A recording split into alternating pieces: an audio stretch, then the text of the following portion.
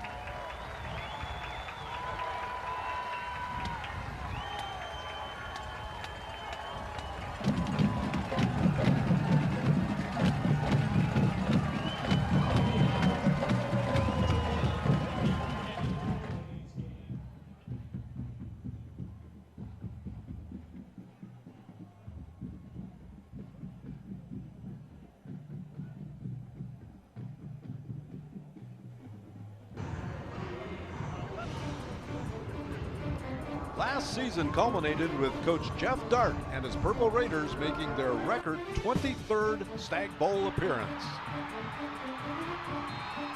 No team in college football has been as dominant over the past 40 seasons, and the returning players are hungry to keep that tradition alive.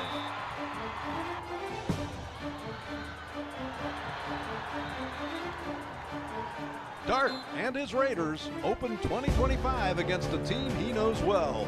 The Wheaton Thunder come back to Alliance. Next.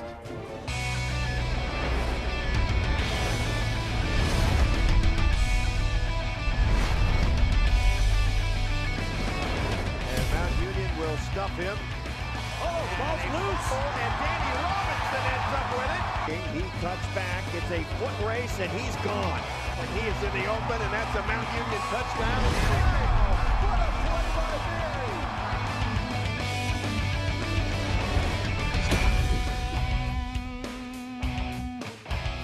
From Terrace Stadium in Alliance, welcome to another season of Mount Union football. The number 2 ranked Purple Raiders hosting number 17 Wheaton Thunder. Hi again, everybody. Jeff Sharif along with Harry Paytas. Welcome to 2025. It is a unique schedule, Harry. Mount Union kind of getting these tough games out early to get ready for the long grind of the OAC. Wheaton comes in here, a head coach, very familiar to Mount Union's head coach. Roommates, is that right? Well, that's exactly right, because Jeff Dart did do some coaching at Wheaton, and they were actual roommates, and now here's just Scott with 37-9 as his record, and he's made the playoffs all but 1 year. He was rooming with Jeff Dart at one point, and Jeff Dart, now the head coach at Mount Union, with a 56-4 playoff. He's got that record, and then he's made the playoffs every year. So again, you've got 2 coaches very familiar with each other and very good coaches. So this is a great matchup from a coaching perspective for sure. Wheaton off a 9-2 campaign last year, and they return an all-conference performer at quarterback. Yeah, their quarterback, Mark Forcucci, is a veteran, and that always presents problems in week 1, obviously, for defenses. They're going to have to contend with his abilities as a quarterback. He throws well, he can run the ball as well, and he is going to be a factor in this game. And again, on the defensive side of the ball, you've got a guy by the name of Rex Kroger, who might be familiar to Purple Raider fans because he was on a Purple Raider roster. He's coming back to Alliance and one of the fine defenders for this Wheaton team. You look at this Mount Union team, they are a unique mix of veterans and newcomers, not usually how they roll, and it starts really with the quarterback. Oh, it does, and Mikey Maloney, who is, there's a lot of hype going on. They knew he was pretty good last year, but he got injured and missed a good part of the season, but he's going to be the starter, no question about it. Multi-talented, runs the ball, throws the ball, and very athletic, so he's going to be fun to watch for Purple Raider fans for sure.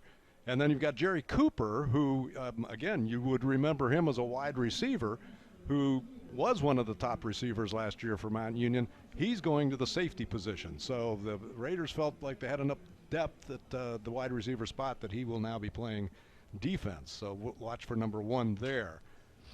And then Caleb Brown, again, we saw his talents and called his number so many times last year. He returns after leading the team in sacks, so he's going to be also fun to watch, and Purple Raider fans will remember him quite well. The 2025 season about to get underway. Mount Union and Wheaton, we're glad you joined us. We'll kick it off right after this.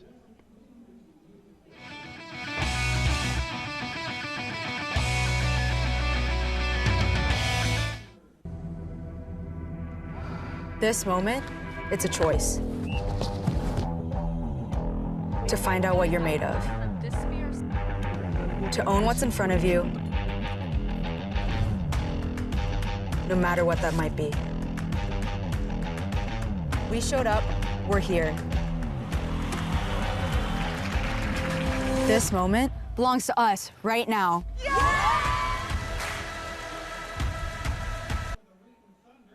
Well, here we are at Terrace Stadium, opening day for the 2025 football season, and you couldn't have asked for a better day for football. You've got the temperature gonna maybe peak at the low 70s. We've got a mild wind coming from the west, which is kind of blowing then across the field here at Terrace Stadium. And there in bottom left left-hand corner. It's right now 66 degrees with a 12-mile-an-hour wind. And Welcome to week one of the this is what you 2025 look for. season. Let's have a good game today. Wheaton, you're my... Now we're going to throw it down to the officials, but I guess we'll just keep it right here, and we'll observe who wins the toss. Right now, the Raiders, as you know, as you can see, are going to be dressed in their purple jerseys with the white pants and the purple helmets, while Wheaton orange and black. And the Raiders, as a result of a deferral by Wheaton, will get the ball first to begin the 2025 season. And this is going to be an interesting year, and it starts out rather interestingly, because I can't remember in all the years I've been following Mount Union where the first two games for the Purple Raiders are against ranked teams. They're going to go against Wheaton, who's number 17, and then Grove City is also in the top 25 as well. So, yeah.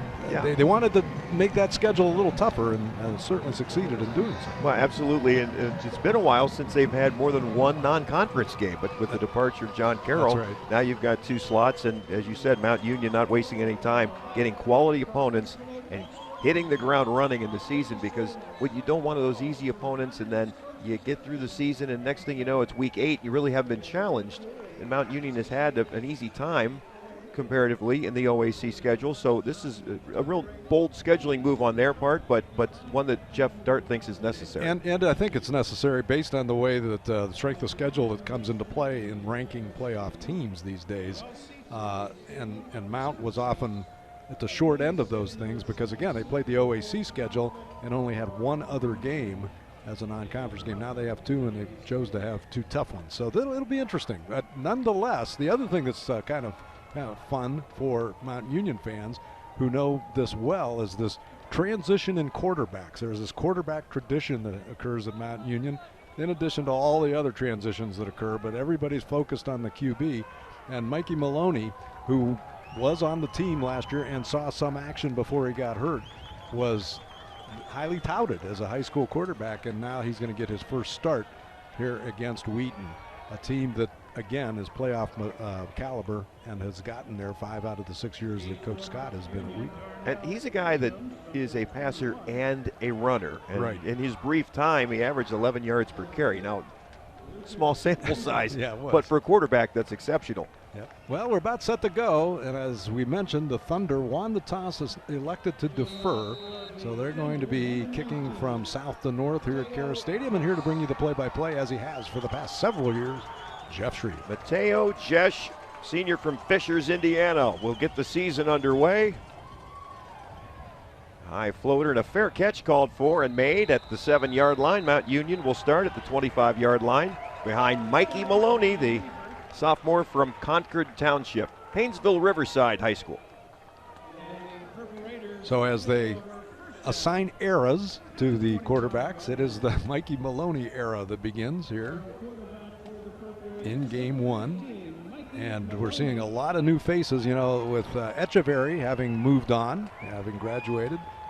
We've got a couple of running backs that saw some action in Williams and Thomas, and a few receivers that we'll talk about as the game progresses. Darnell Williams is the setback. He's a graduate student. First pass of the day for Maloney is going to go for a first down. Gathered in by Nick Turner, the leading returning receiver for Mount Union, and we'll talk more about the receiving corps because it's interesting. Yeah, it is, and Nick Turner also, as you mentioned, was an outstanding receiver. One of the top 3 on the squad, and he takes the first pass from Maloney for a first down. Senior from Dallas, Texas.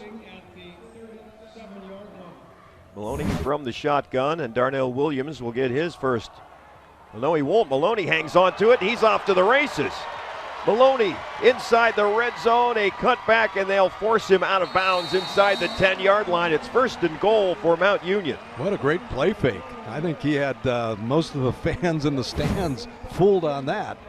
As there you see, and he pulls it back out and has lots of running room, and he's got pretty good speed.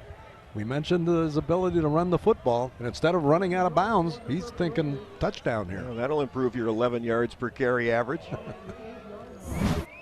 And this time he does give it to Williams, and Darnell gets his progress inside the 5-yard line. Second down, goal to go.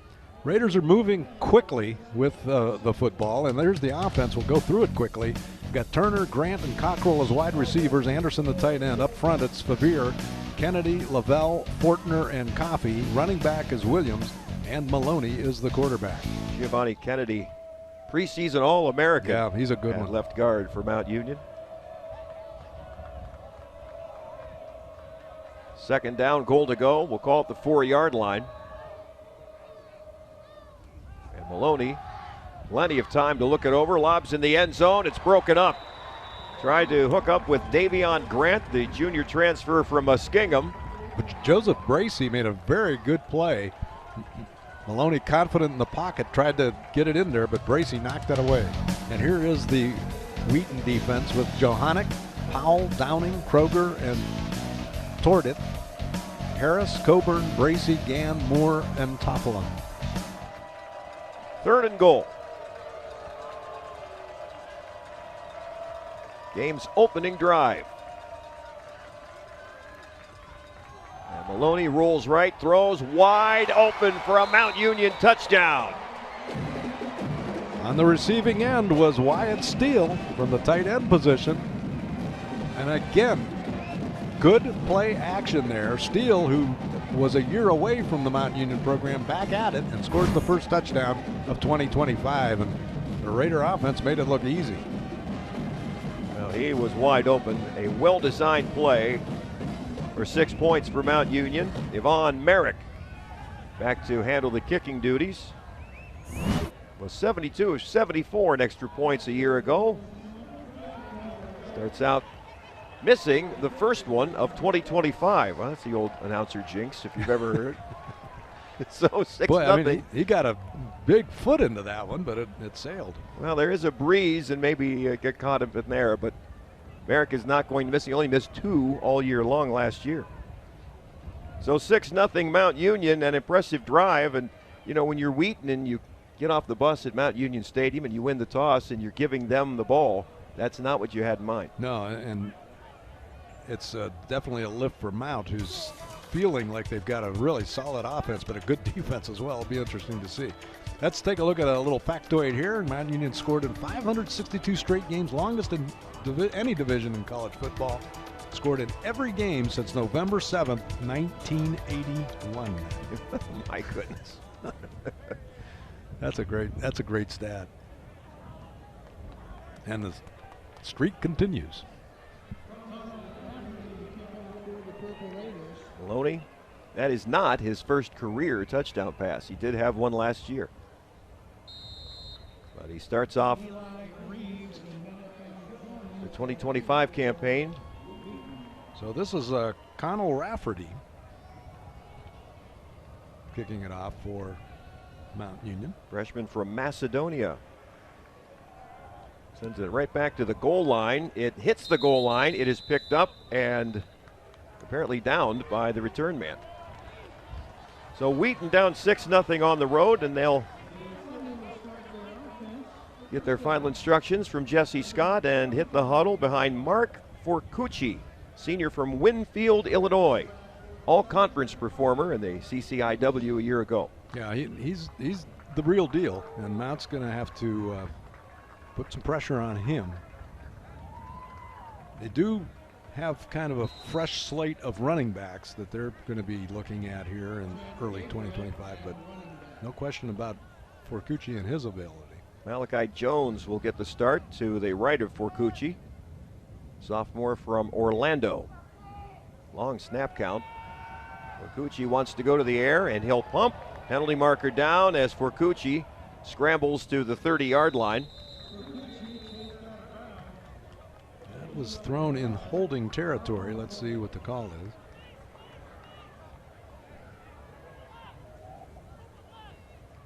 Holding. Offense, number 44. 10-yard penalty from the previous spot. First down.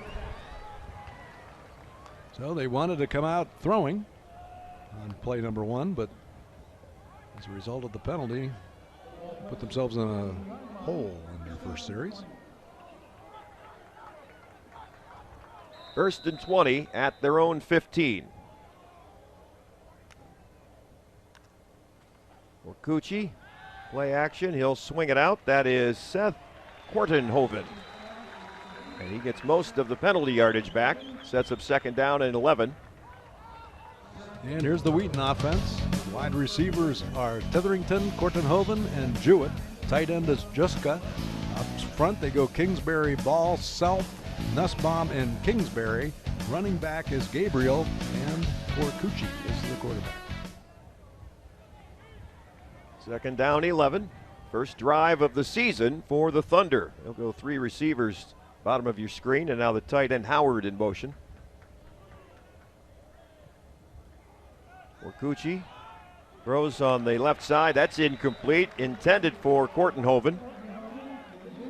And the defender on the play was Costa Thrasuvulu. And I'll go into a little bit more about Thrasuvulu in a moment. But let's look at this defense with Logan, Bowden, Ganelli, Brown, Reinert, Cruz, Arthur, Thrasuvulu, Liebler, Nye, and Cooper. We've done this a long time. There's never been a name more tailor-made for you than Costa Thrasuvulu. You got it. That's along with the officials that we used to have, the Katafias brothers. Right? Third and 11. Deep one down the middle and too tall for the intended receiver, Whit Jewett. Well, the early scouting report apparently is that you can throw deep on the Raiders, but they haven't quite been able to connect early on. Some fine defense by the defensive secondary of the Purple Raiders, and as a result, the Thunder will have to punt it away. But you get an idea of his arm, you know. That ball was thrown pretty well, but just a little bit too long for the intended receiver, Jewett.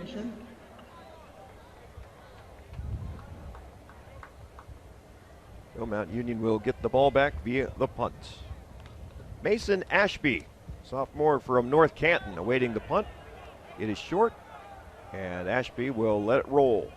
Wheaton will down the ball just shy of the 30-yard line. Mount Union a 6-0 lead. Send the offense back on the field. So that was a low line drive that hit the turf and had the right spin on it. Ended up not being a bad punt, although it looked not so good off the foot. But the Raiders, who had a flawless first series, come out for series number 2. See if Wheaton has been able to make the adjustment. One thing we've already noticed is what a good ball faker Maloney is. Well, a huge part of that drive was a long run by Maloney. Raiders will scrimmage from their own 31-yard line. They'll put Nick Turner in motion, and the handoff to Sean Thomas, senior from Lima. His first carry gets to the 35-yard line. Thomas saw quite a bit of action last year as well, and I think they're expecting more from him. Looks like he's maybe even put on a little bit of weight, which, you know, Mount's got their share of scat backs down through the years. And well, this running back core, it was all about Tyler Echeverry, and that's the guy you'll remember. But Thomas and Williams saw significant time. Williams had 6 touchdowns. Thomas was in the end zone 5 times. right. And here's a pass that's gathered in by Thomas, and he's going to be a little shy of the first down, it would appear. Well, now they're saying that he got the first down. So 41-yard line, 1st and 10. I think it'll go as a actual rush as opposed to a pass. It looked like it was forward, but I think the replay looked like it was a pitch, and so Thomas with 2 consecutive carries for first down yardage.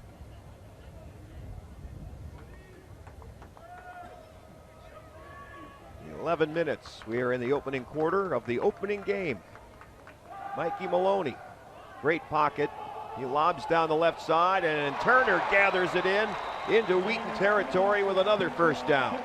That was a difficult throw by Maloney. It looked like he didn't have a lot on him, coming off of his back foot a bit, but boy, he had enough for Turner to be able to get under it and make the nice catch.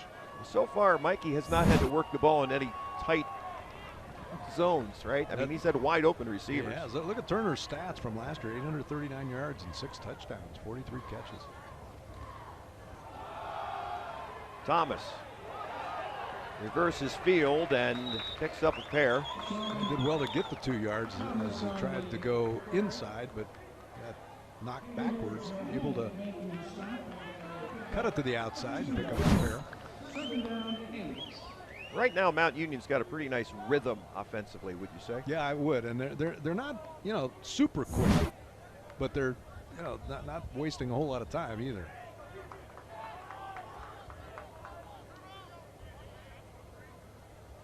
Second down 8. Maloney, plenty of time. Over the middle, it's incomplete. Tried to hook up with Omari Allen, the junior from Miami. Sets up 3rd and 8. Good coverage by Johanna for Wheaton.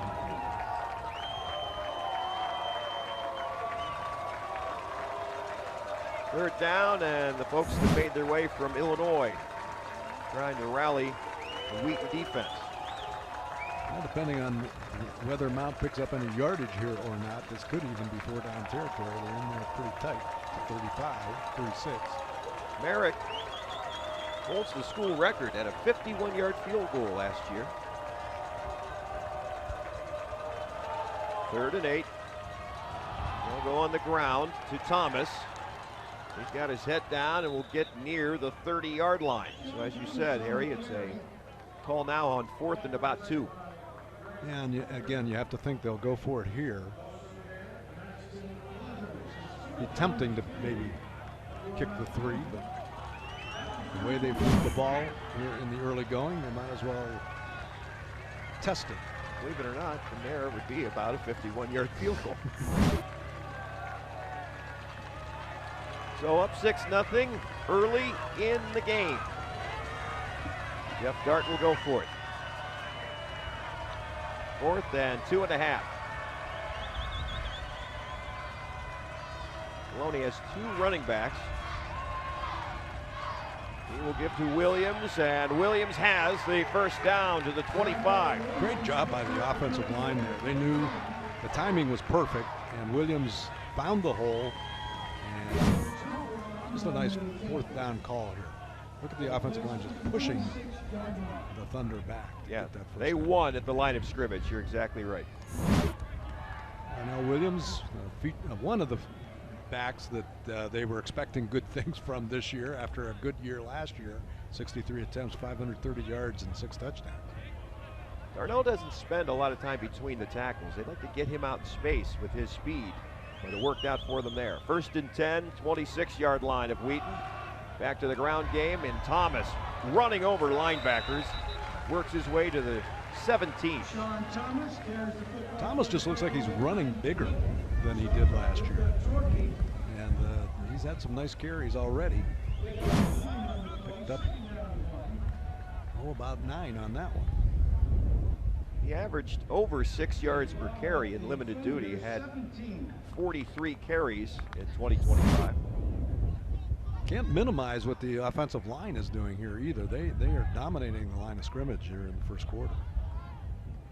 See what they call here on 2nd and 1. Maloney, plenty of time, right side of the end zone. It's caught, touchdown, Mount Union. Jacob Cockrell, senior transfer from Elmhurst. His first catch is in the end zone here in Alliance. That's not a bad way to make your debut. Good protection by the O-line. Maloney slings the ball to him for 6. Well done. Very familiar with his act. Elmhurst is also in the CCIW. Merrick.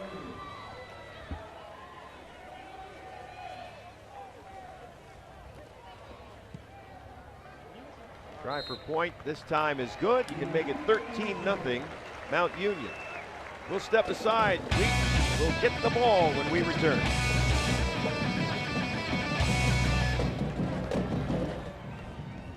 What draws us together?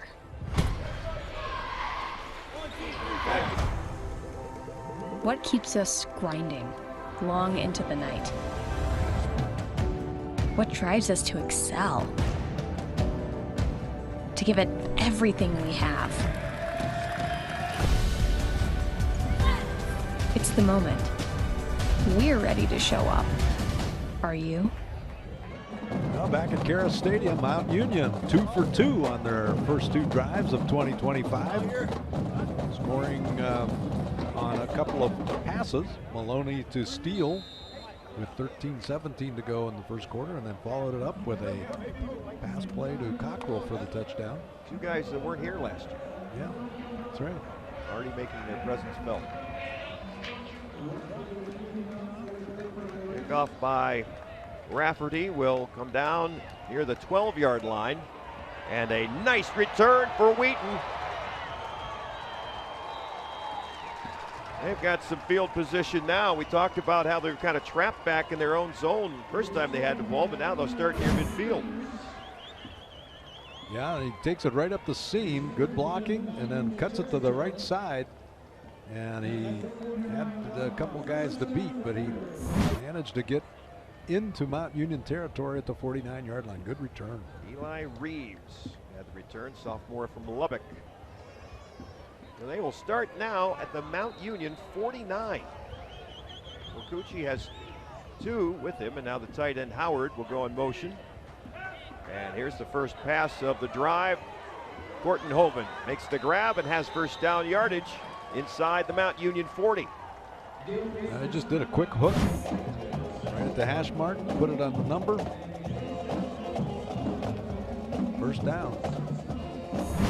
Even in that first series, it looked like Forcuccio was going to be somebody to be reckoned with, and I think he's got that veteran mentality. He knows what he's doing out there. The fake, the roll, the pass, caught by Caleb Titherington. That's another first down for Wheaton. Yardage coming in big chunks now for the Thunder. They've determined that they're going to throw the football against Mount Union, and on this drive, two very successful plays in a row. 20-yard line, 1st and 10.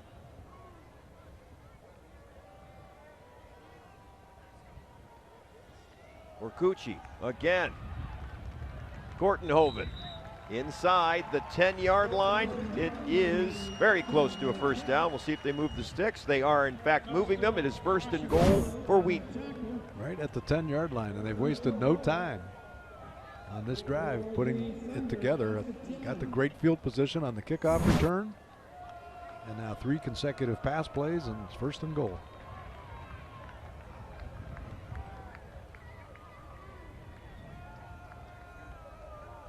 Gucci will hand off to Matt Kreider, the fullback, and he's into the end zone for a Wheaton score.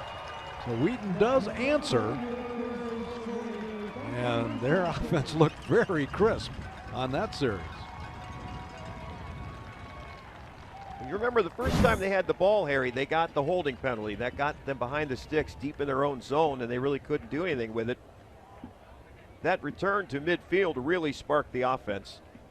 It really did, and we're going to have ourselves a ball game, looks like. Matt Kreider was the guy who carried it in, and there was a gaping hole on the right side. Jesh on the try for point.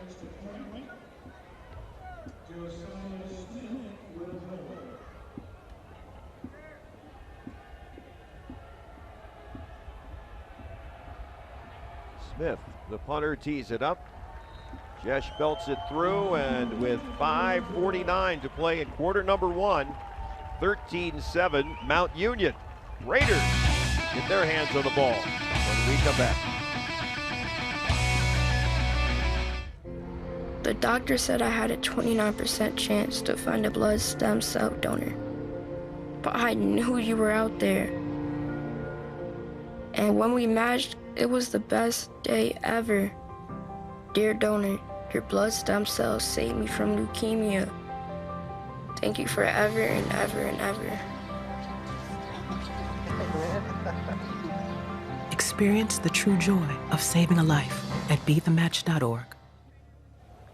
Well, here we are, week 1 at Karas Stadium, and we've already got 20 points on the board with 5:49 remaining in the first quarter. Usually the offenses, first game, there's a little bit of, trepidation there, but that hasn't been the case. Both teams looking crisp.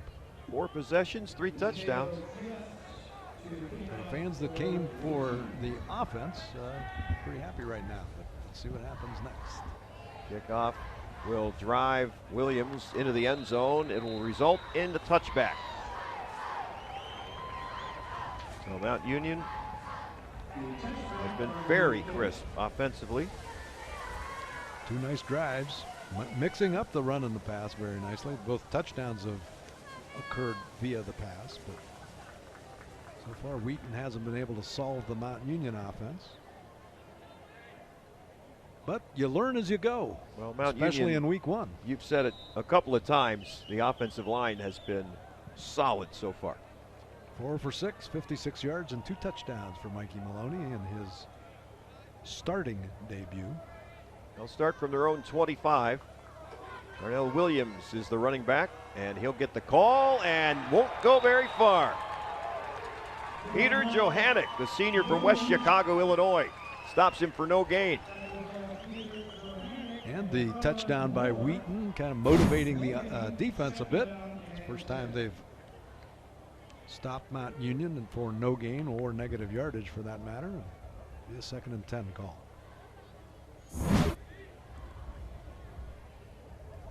Well, if they can make a statement here defensively. Turn the momentum around is what they're trying to do. Maloney from the shotgun will put Grant in motion. He'll throw it to Grant. And a penalty marker landed 10 yards off the field of play in the Wheaton bench. I'm not sure what the side judge actually saw. Sideline warning. Wheaton. That is their first. Got to keep them back. That must be why he threw it at the bench. It's 3rd down and 2 for the Raiders. Nice run after the catch there by Grant, but stopped shy of the front stick. It'll be 3rd and about a long 2. Real chance here for Wheaton to get off the field. 3rd down.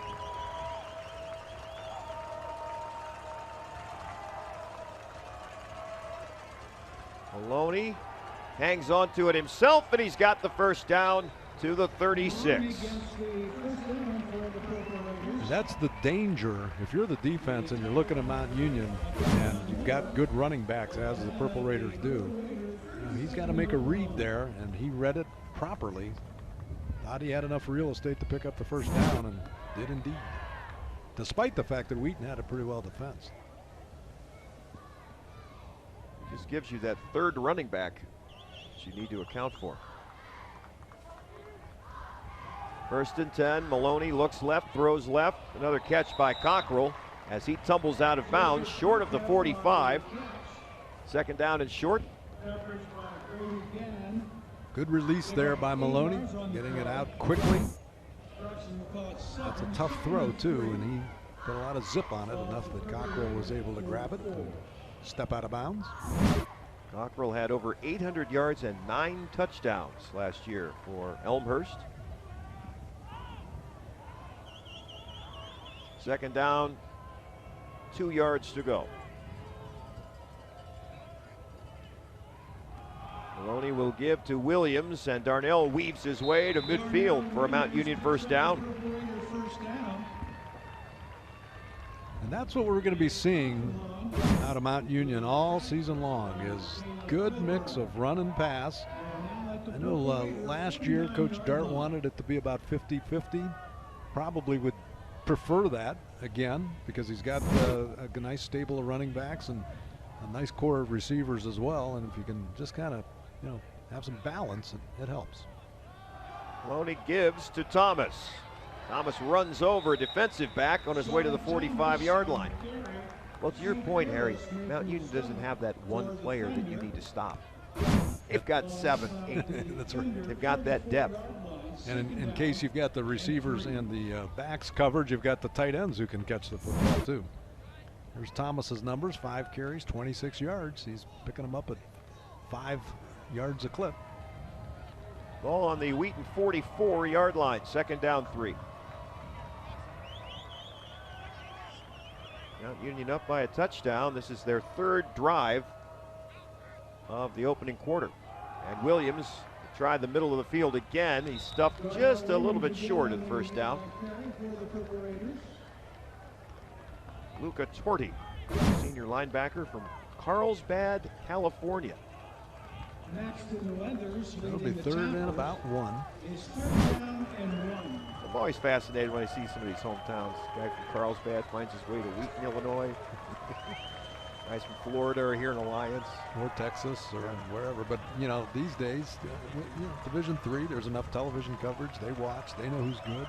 That's who they want to play. Wasn't that way many years ago. No, it wasn't. Maloney rolls. He's got a man open, and that's going to go for a Mount Union touchdown to Sean Thomas. Good play fake into the middle of the line. Wheaton, of course, thinking we're not going to let him get the first down. Maloney pulls it out, throws to a wide open Thomas. Beautiful play. 3 touchdown passes in the first quarter. Not to take anything away from Maloney, but all 3 receivers on the touchdowns have been this open. Execution by Mount Union offensively really clicking. It really is. The timing has been perfect.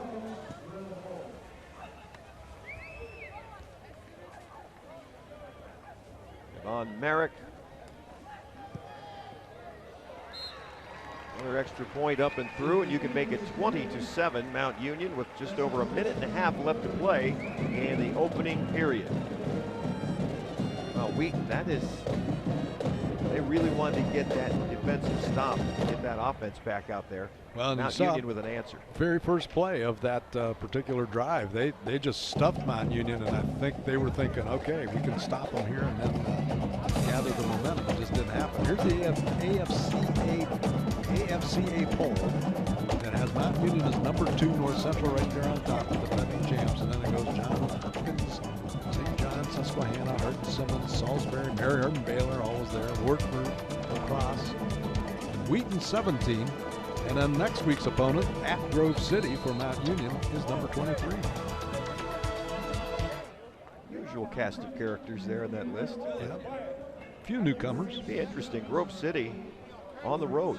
Yeah. And this is a, Grove City was a team that just a few years ago had one of the long losing streaks in the nation. And they have really turned that program around. Rafferty's kick will land about the 5-yard line. Doesn't have the seam that he had last time, and is stopped at the 27. Raiders did a nice job of converging, and off the bottom of the pile for Mount Union, that was Anthony Gentile.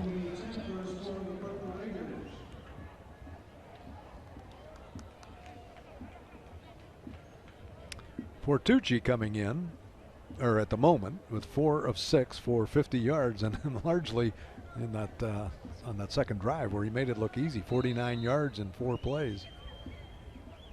They'll start from their own 27. Down by 2 scores. Fortucci will hand off. Nice hole. Out to the 40 to the 42-yard line in the arms of Matt Kreider. That was a similar play to what they had on 1st and goal at the 10, and right side was wide open again for Kreider, and he picked up good yardage.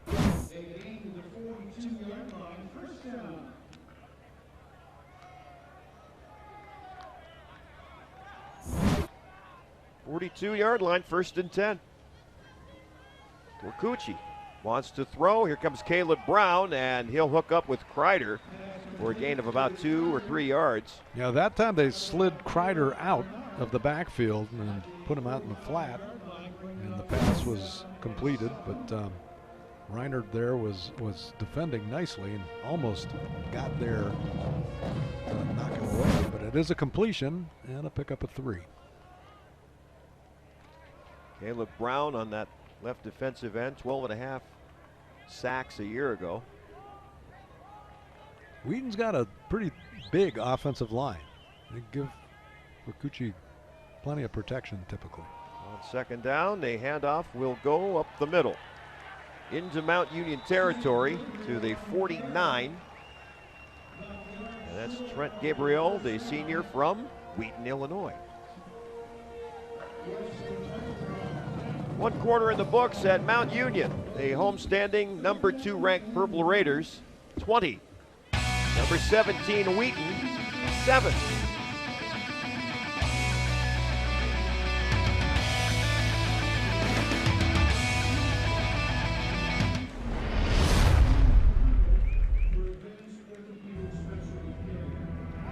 This moment, it's a choice. To find out what you're made of. To own what's in front of you, no matter what that might be. We showed up, we're here. This moment belongs to us right now.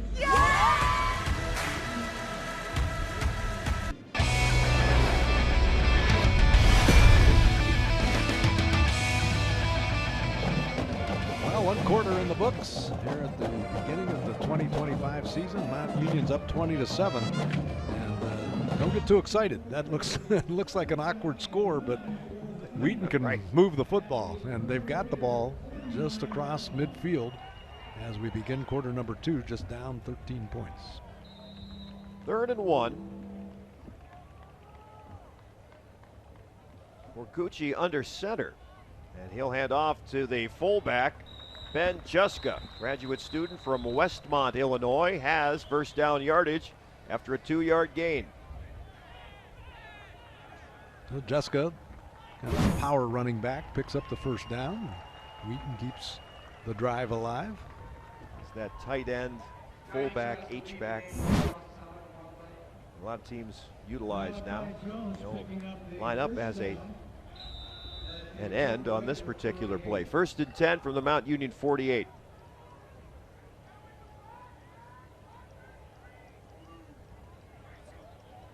Morgucci sets up a screen, and it is tipped and incomplete. Knocked down at the line of scrimmage by the Mount Union defense. Yeah, they wanted to dump the ball across the middle because Mount brought everybody, and it was the right play call, but good job by the Raiders. Somebody got a paw on it and knocked it down. Might have been Caleb Brown. No, that wasn't Caleb Brown after all. Julian Solis, yeah, freshman. He made the play. 2nd and 10.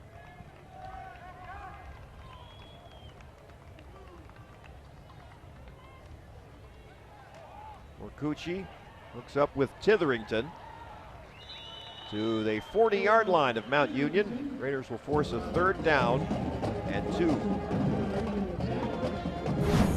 So Morgucci gets the ball, he releases quickly and finds his man. The Raiders were there to make the tackle, but good job at the other end of dragging Mount Union defenders with him. So it'll be 3rd and about 2.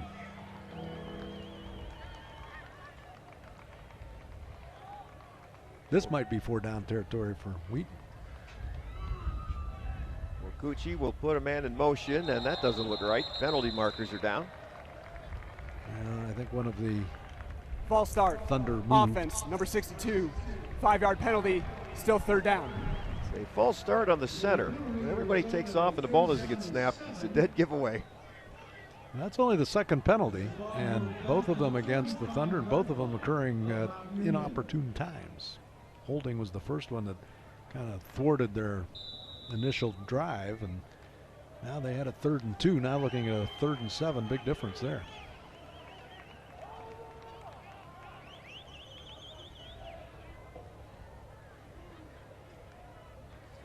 Tight end in motion for Morgucci. Blasted as he throws. It's incomplete. He tried to hook up with Kortenhoven.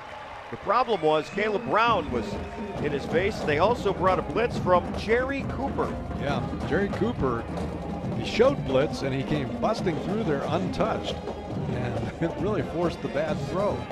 Now Wheaton looking at a 4th and 7 at the Mount 45. They're looking like they're going to go for it. You talk about confidence in their offense. There you see Cooper with a nice, timed it just right. Let's see what happens. The 2nd leading receiver on Mount Union's team a year ago. Now converting to safety. 4th and 7. Morgucci in trouble. Rolls to his right. He'll scramble and has the first down. He slides in over the 30-yard line. Boy, he was lucky. The Raiders had that one well defensed, and he was able to slip out of there and pick up the first down. Mount had the right read defensively, but they just couldn't get to him. Well, they had a hand on him as well, but elusive senior quarterback keeps the drive alive for the Thunder. 30-yard line of Mount Union.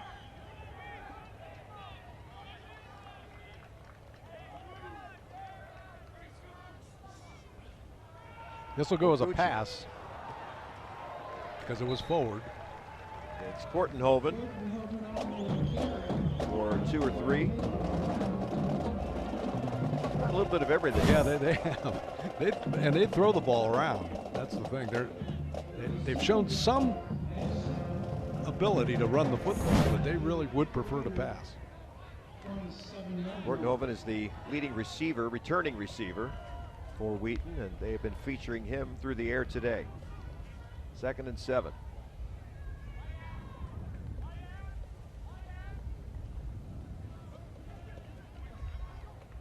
A lot of motion on every play by Wheaton. They have 3 receivers to the left of Forcucci. Stands tall in the pocket. He'll swing it out to Kreider, who couldn't squeeze it. It's incomplete. Keenan Cruz, the linebacker, had the coverage. Didn't see the ball in the air. Cruz might have been able to run that down. Yeah, since the ball got deflected, but he was going for the receiver, trying to. He was going to make a great catch. He was going to try to knock it away. That's what he was focused on. Another 3rd down and long for the Thunder. Well, they've already shown us that 4 down territory is anything past midfield.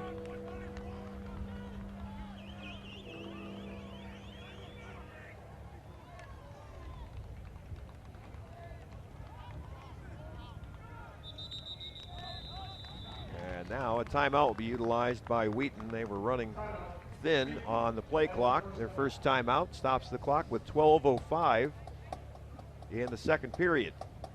I can tell that this game is going to be a game of adjustments. You know, I think, again, it's week 1, so you really haven't scouted. You haven't had an opportunity to know what the other team does.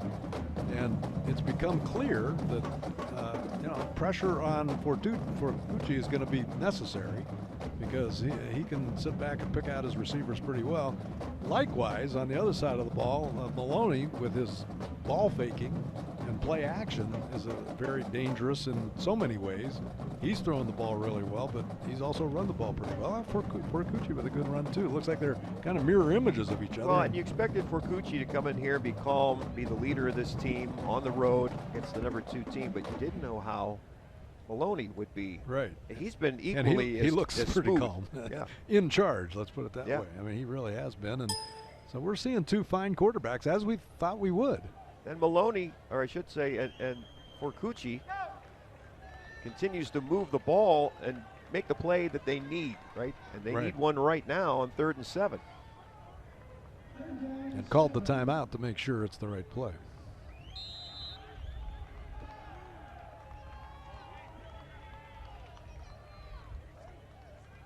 Forcucci with play action. They'll set up the screen. Jones caught it. He was blown up. They're going to rule it incomplete, I believe. Caleb Bernard blew that thing up for Mount Union. Boy, did he. He read that beautifully. He's had himself a good first half. A little misdirection there. They had everything flowing to the right and then came back to the left, but did not fool Mount Union, so it's going to be 4th down again and 7. Let's see if Mount brings a few extras like they did the last time it was 4th and 7. 4 receivers, and we've got a stoppage. Timeout, Mount Union. So Jeff Dart wants to talk it over on a 4th down play. Didn't like what he had lined up defensively there against the look that Wheaton showed. It's really an important time early in this game, right? If Wheaton is able to score, it's a whole different ball game than if Mount Union can turn them away right here. Well, Wheaton does not want to get down 3 scores here at Kara Stadium, and they're trying to answer. It's taking them a little longer maybe than they would like, but as long as they can get some points out of this drive, I think they're going to be happy. It would be about a 45-yard field goal into the wind. So probably an easy decision for Jesse Scott. Yeah, it's a tricky wind. You know, the wind mostly blowing from the west, but that, you know, that can push the ball any which way.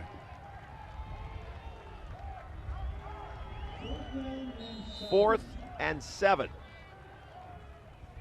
They need about the 20-yard line to keep the drive alive. Kikuchi throws incomplete. Receiver turned left. Ball went the other way. Yeah, there was just a communication issue on that play. And you see Kikuchi trying to get on the same page as they walk off the field and can't take advantage of that drive. Just totally missed it. He saw one thing and Jewett saw another. Yeah. So now Mount will take over. And now the onus goes to the defense of Wheaton, as you see Jeff Dart there looking on. Yeah, they've really got to find a way to get off the field defensively.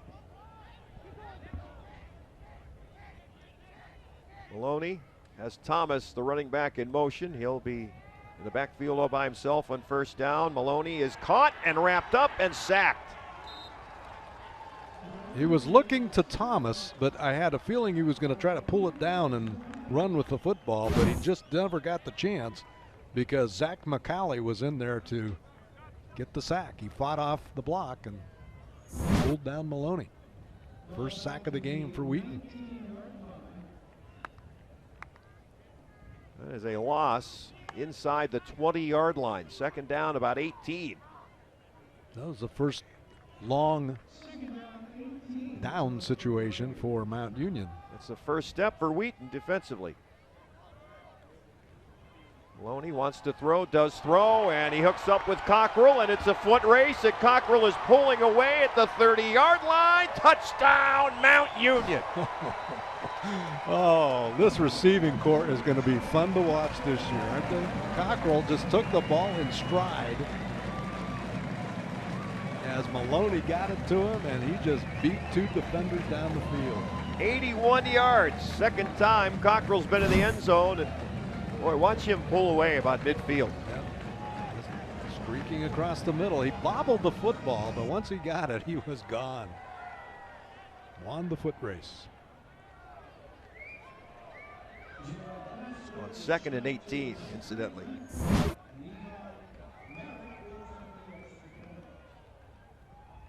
Extra point by Merrick. Counts 27-7. Mount Union with 11 minutes left to play. Wheaton needs to figure it out. They'll have the ball in a moment.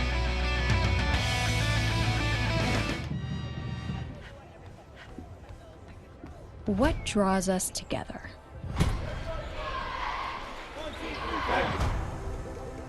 What keeps us grinding long into the night? What drives us to excel? To give it everything we have. It's the moment. We're ready to show up. Are you? Well, back here at Karas Stadium, the spaghetti thing is going crazy here. Dancing to the wind, and the Raiders leading 27-7 on 4 touchdown passes by Mikey Maloney in his starting debut. In a half. Yeah. A quarter and a half. We're probably looking at close to 300 yards of total offense at this first half. I don't have the stat right in front of me. Rafferty's kickoff tumbles out of the end zone for a touchback. 25-yard line for Wheaton.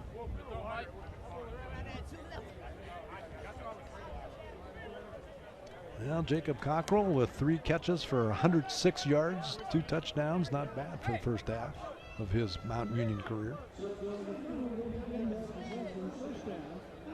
Now your defense, you know, again, you can't rely against this team.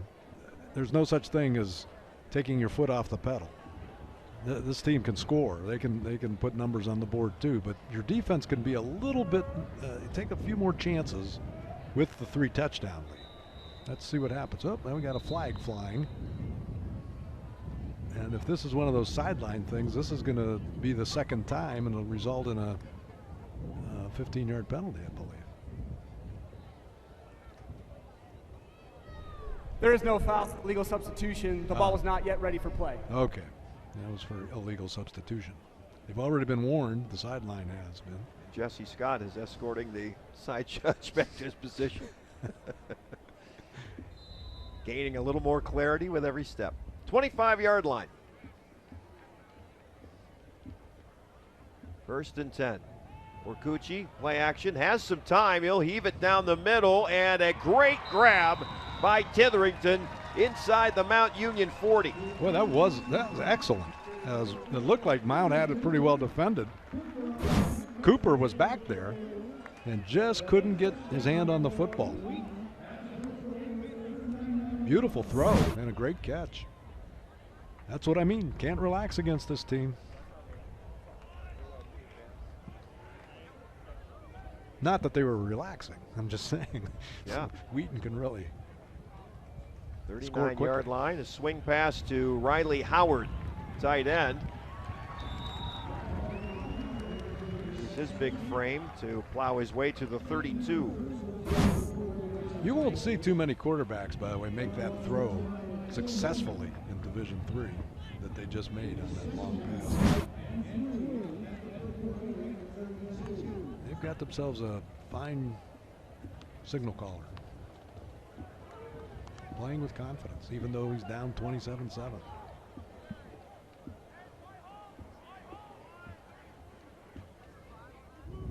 Takes a long look at the Mount Union defense. Steps up in the pocket. He'll throw to the Mount Union sideline, way over the head of Titherington. He was under duress. He knew that he was doomed if he didn't get rid of it when he did, and I think he just threw that one away. 3rd down, 3 yards to go. Down by 20. Really need to get some points on this possession. They've been in Mount Union territory. They just haven't been able to convert on 3rd and 4th down when they've needed to, but this one's a little shorter than the 3rd and 7s and 4th and 7s that they've been facing. Hand off to Kreider, and he'll have the 1st down. Yep, he's got enough. Matt Kreider picks up the 1st down. Gabe Benelli leading the tacklers for Mount Union. Kreider is a sophomore from Wheaton, 205 pounds. He's a big guy, as Division III running backs go.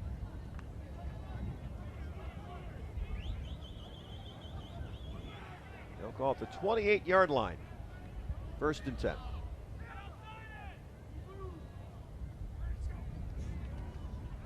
Short drop. He's bothered on the throw, too tall for Titherington. To make sure he stayed out of bounds was Connor Adelman from Louisville. Adelman did a good job of making sure that the sideline was also a defender. And it would have taken a perfect pass from Orcucci to complete this one, but just a little bit too much. And even if he'd have come down with it, it would have been out of bounds. Seems like right around the 30-yard line, Wheaton stalls. They've moved the ball well up until they get near the red zone.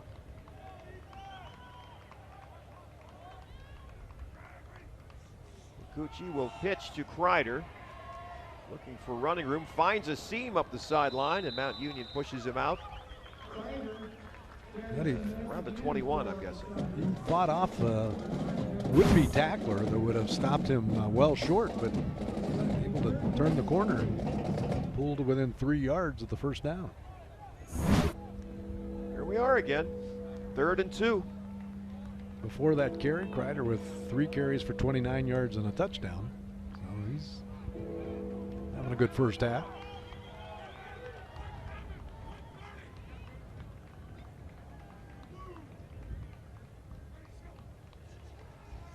Orcucci, quick hitter over the middle. That's good enough for a 1st down. Again, it's Kortenhoven. They'll put it down at the 14, 1st and 10. Johnson was the defender on the play, but they managed to. No, I take that back. That was Thrasilvolu. Krasivolu was on the tackle, defending, but it is a first down.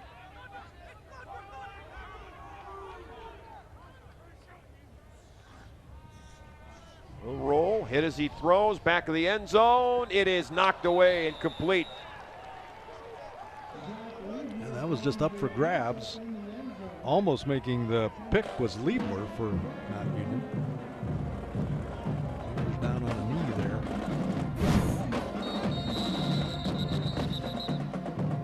Looks like they'll blow it dead. Liebler might need a minute. They're going to send the trainers out. Zach Liebler, sophomore from Massillon. Looked like he might have fallen on his elbow. Yeah, he was a really good defender for Mount last year. There you see his numbers. You play here as a freshman, it's pretty good. Yes, that is correct. It's a program that all in, usually in the high 100s in terms of bodies that you've got to fight through to get playing time. I think they had, and when camp opened, I think they had close, if not more than 200 in camp. Second down, 10.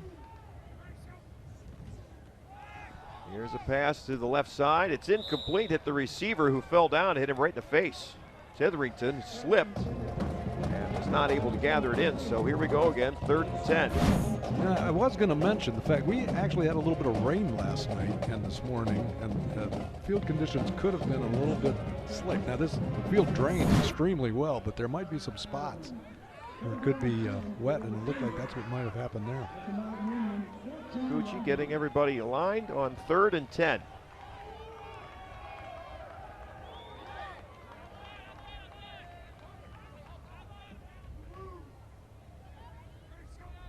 And Howard in motion, and the handoff will go to Jones. Malachi Jones to the 10.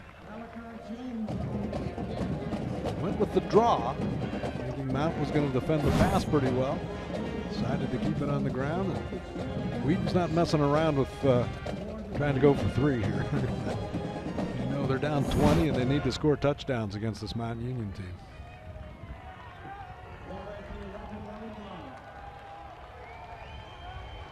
Just under 7 minutes in the first half. 4th and 5.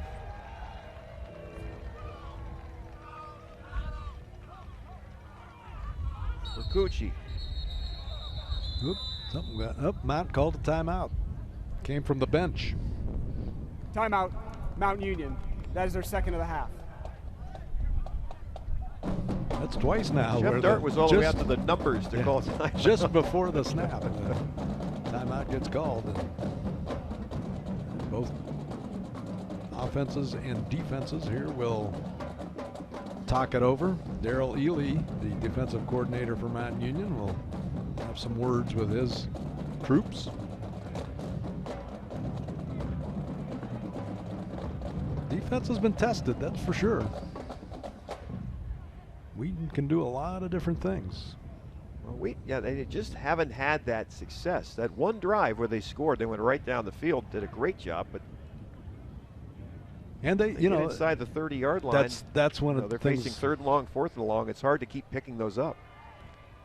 Mount's defended well, and now they're called upon here on a 4th and it's a little bit more than 5, maybe 6, maybe even 7. They need the 5-yard line to pick up a first down. For Gucci, play action, rolls, throws on the run into the end zone. It's incomplete. Mount Union will take over again. Brandon Bowden had the pressure up the middle and really blew the play up.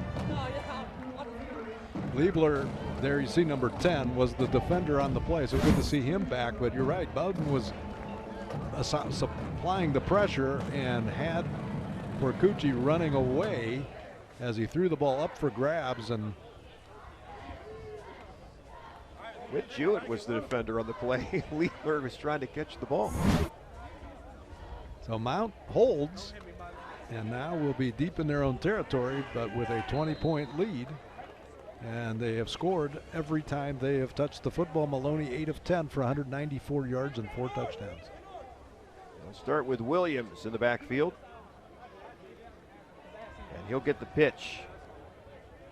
Darnell is yanked out of bounds at the 15.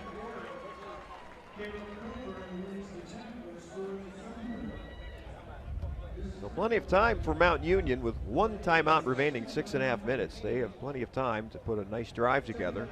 That would be the hope here if you're the Raiders. Of course, if you're Wheaton, you want them that offense off the field as quickly as possible so you can give the ball back to the offense, their offense. Wheaton has not stopped Mount Union yet. 4 possessions, 4 touchdowns. Second down, long 6. Maloney to Nick Turner. First down. Turner got to the 23. Well, Turner got blasted after making the catch by Colin Moore, but he did pick up the first down and keep the drive going. Oh, the weapons. We've talked about this down through the years. Mount Union, has this receiver or that running back or this tight end, this quarterback. It's the same. It's Mount Union football. It's fun to watch. Maloney hangs on to it. Tries to turn the corner and is forced down. Zeke Harris, linebacker, made a nice play. Well, to your point, Harry, when we started doing this, not just Mount Union, but anywhere in the OAC, you'd pull up the roster and there'd be 70, 80 players and maybe 2 from Pennsylvania, the rest are from Ohio. Yep. Now you look at Mount Union's receivers are from Dallas, Naples, Florida, and Stockbridge, Georgia. And, again, it's not the coaches going out and finding them. It's the players are sending film and everything else wanting to play in Alliance for Mount Union. They see them on national television nearly every year. So Maloney deep down the middle for Cockrell, and he overshot him, incomplete. Well, he had Cockrell deep, but again, a tough pass to throw in the wind. The wind is blowing now with a little more gusto from looks like the southwest, and that ball just kind of sailed on Maloney a bit. Well, Cockrell's had a nice half already. Yes, sir. He also got Maloney took a little bit of a hit on that throw, but if Cockrell can't catch up to it, I'm convinced that nobody else. It's definitely overthrown. So big play here for the Wheaton defense. They want to get the ball back. 3rd and 11. Maloney over the middle, sliding in is Nick Turner for another first down. Oh, nice catch. Ball was low, and Wheaton came on the blitz, but the offensive line did a good job of picking it up. We talk about tight windows. He hasn't seen many. That one was a tight window. Very tight. Turner had a great catch. Before that catch, Turner had 3 receptions for 42 yards, so maybe looking at some big numbers here before the end of this Maloney, game. I mean, as a young player, sometimes you get focused on one guy. He's spreading it around. You love to see that. Yep. Back to the ground game. Darnell Williams stumbles, gathers himself, and picks up another 9 or 10 yards. Yeah, good second effort by Williams to pick up the first down. Looks like he's dead to rights right there, but gets out of the ankle tackle and picks up the first down. Rex Kroger chased him down from right defensive end all the way on the other side outside the numbers. 47-yard line of Mount Union. Coming up on the 3-minute mark of the first half. Maloney. Nice pocket. Over the middle, it's incomplete. We've got a penalty marker down. May have our first penalty on Mount Union. It's in the vicinity of holding, and that is going to be the call. Holding. Offense, number 55. 10-yard penalty. First down. Right guard Mason Fortner. Graduate student.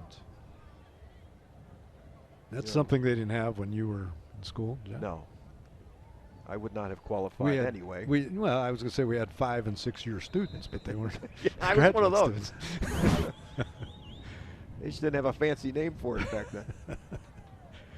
No, truly though, Mount Union with a very nice graduate program now that was implemented in the early part of the 2000s and continues to grow. First and long, draw play. It's about 2 yards. Started with the physician assistant program and has since gone on to physical therapy, education, coaching, other things as well.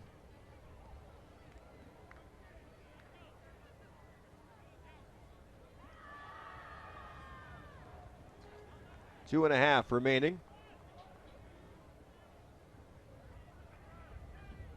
Second down and long. Maloney will put the tight end, Anderson, in motion.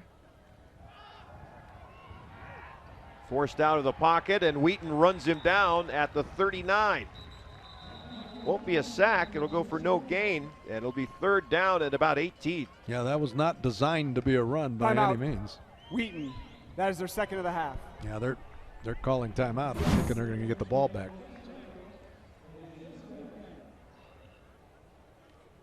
There is a close to a face mask, but not called, but a really nice play fighting off the block, making the tackle by Maxton Leathers.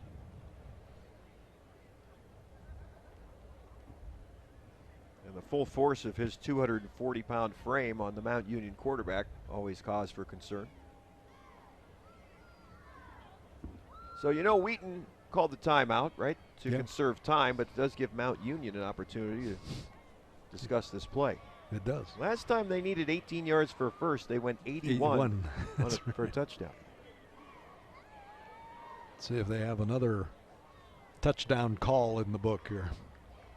Don't want to get greedy, but on the other hand, you don't want to give the ball up to Wheaton either with a couple minutes to go and a timeout remaining.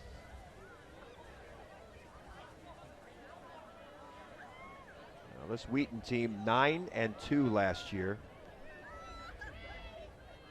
You see the Mount Union fans, student body. And McCaw. Full throat, McCaw.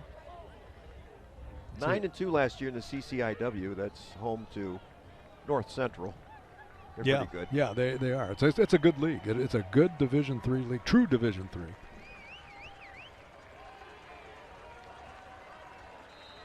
So the Wheaton fans trying to get the defense fired up here to see if they can stop Mount Union.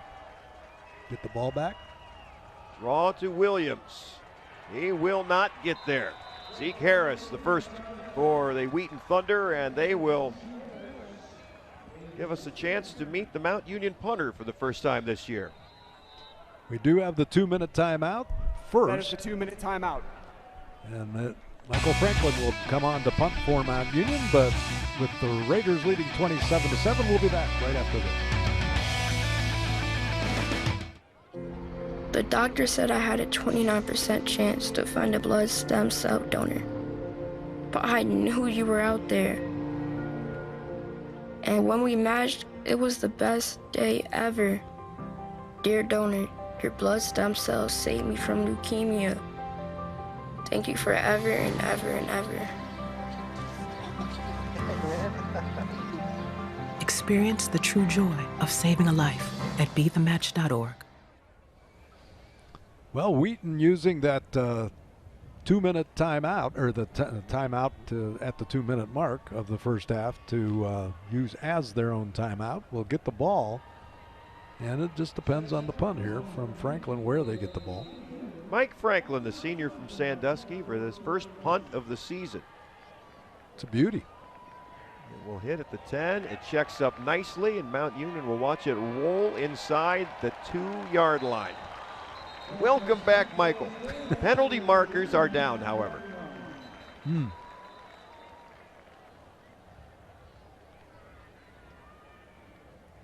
Let's see if, well, they're not. We'll find out.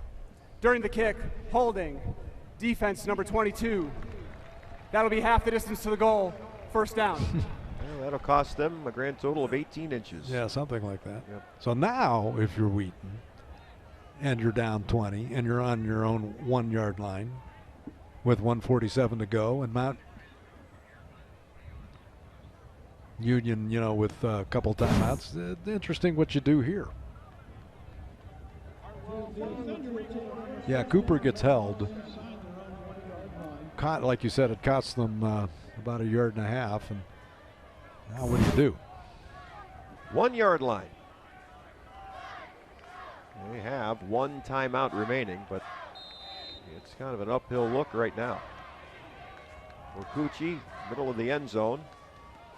He will throw, and it's incomplete, intended for Juska, the tight end. You know, and Orcucci did well to get rid of it, and actually kind of the ball. He didn't get a good grip on the ball. It was amazing that he even got it out of his hand. There you see, it's just kind of flat, and throws it at the feet of his intended receiver, and it stops the clock. So now 2nd and 10.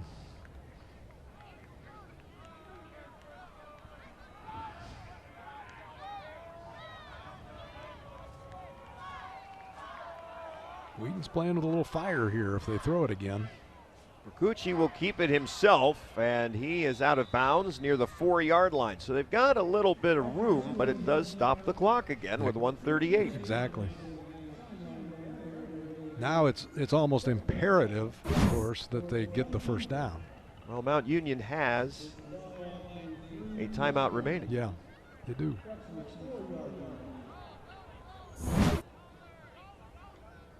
I was thinking they had 2, but the scoreboard doesn't show just 1.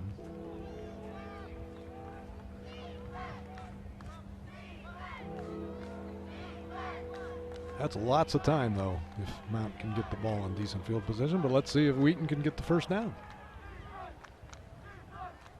Orcucci will throw from the end zone. He will now run.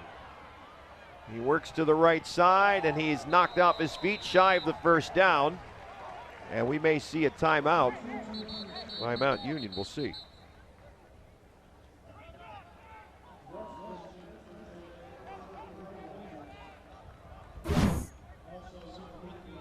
I think Mount did call time. It'll be 4th and 2. Timeout, Mount Union. That is their final timeout of the half. You don't dare go for it here, do you, Mr. Wheaton? That's what's no. being discussed.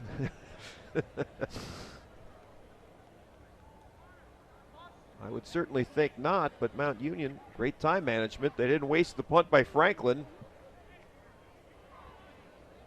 So the wheels are turning here.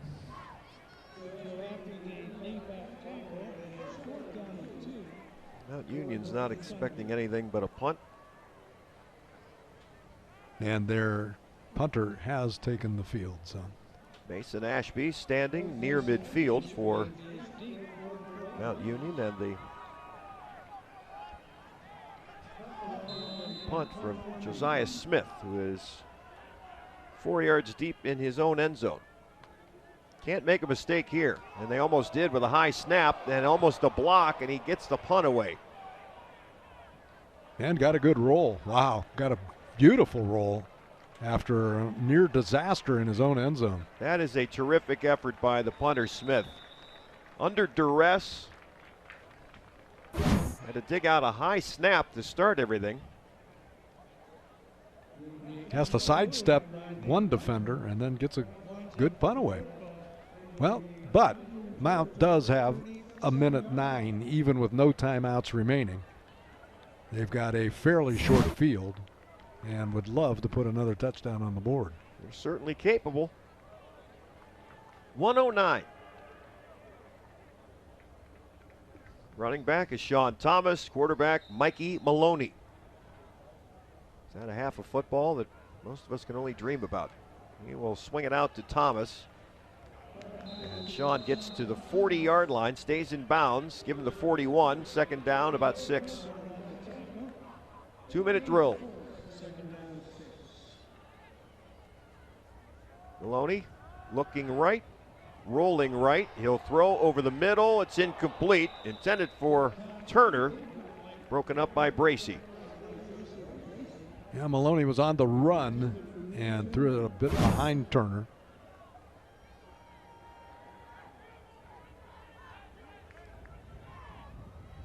That stops the clock with 46 seconds. So it could be Mount giving the ball back here.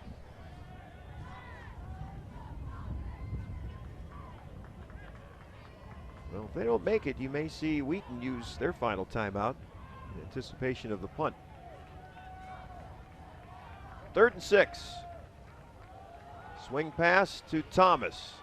Breaks a tackle. He has a first down out of bounds near midfield. 49-yard line of Wheaton. Stops the clock with 41 seconds. So now you got that fresh set of downs. Again, no timeouts remaining, but you use the pass. Thomas with 6 carries for 33 yards.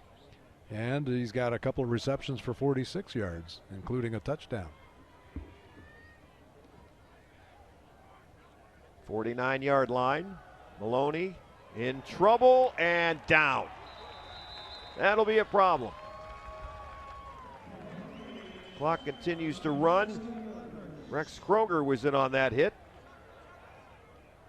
Yeah, Mount's taking its time a bit, but they're going to still try to run a play or two. They're not in any hurry. We get to 15 seconds. They do not have to snap the ball, and it would appear they've chosen not to. Yeah, so the sack results in the end of the first half here. But it's been a great first half for Mount Union. 27-7, including 4 touchdown passes by Mikey Maloney. During halftime, a look back at the 2024 season. It's got plenty of highlights, and we'll have them for you right after this.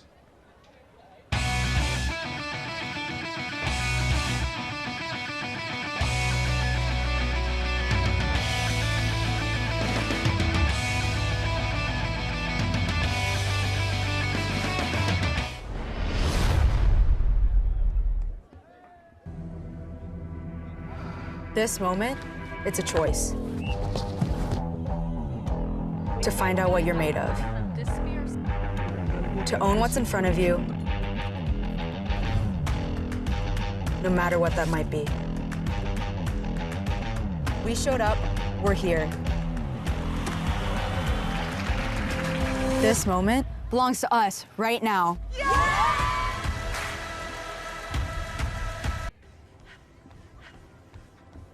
What draws us together?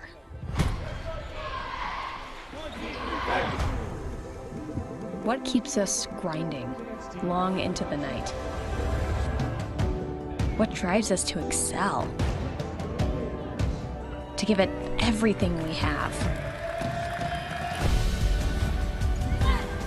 It's the moment. We're ready to show up. Are you?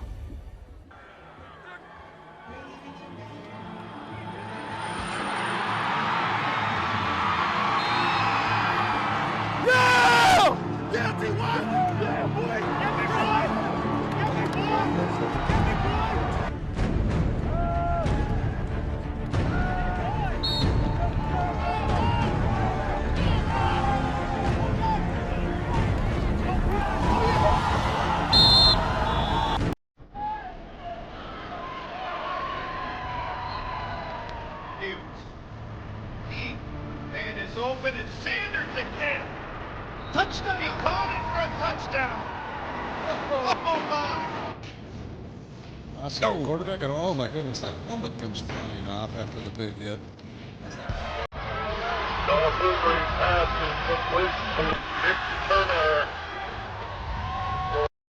Avery with a pitch to Echeverry. Clears his shoulders, and he hits third gear. He's gone. He's gone for a 91-yard touchdown. Tyler Echeverry.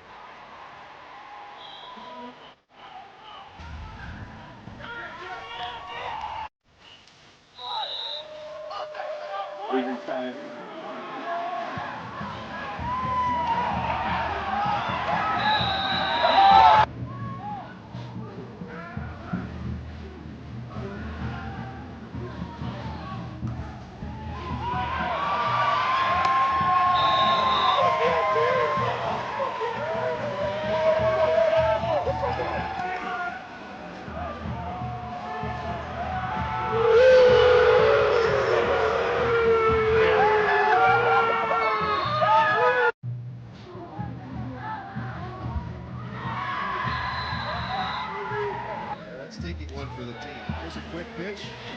Right side to Cooper. He's inside the 5, and a touchdown, Mount Union. The spot. Echeverry sets up the blocks. Echeverry turns on the afterburners. He's down the sideline. Put it on the board. Touchdown, Mount Union. He showed his speed there, didn't he? Echeverry, big hole into the second level. Echeverry turns on the speed. Touchdown, Mount Union. Man, Rolling, he'll run into John Carroll territory and more. Noah Boudry inside the 20-yard line. Touchdown, Mount Union. Whoa.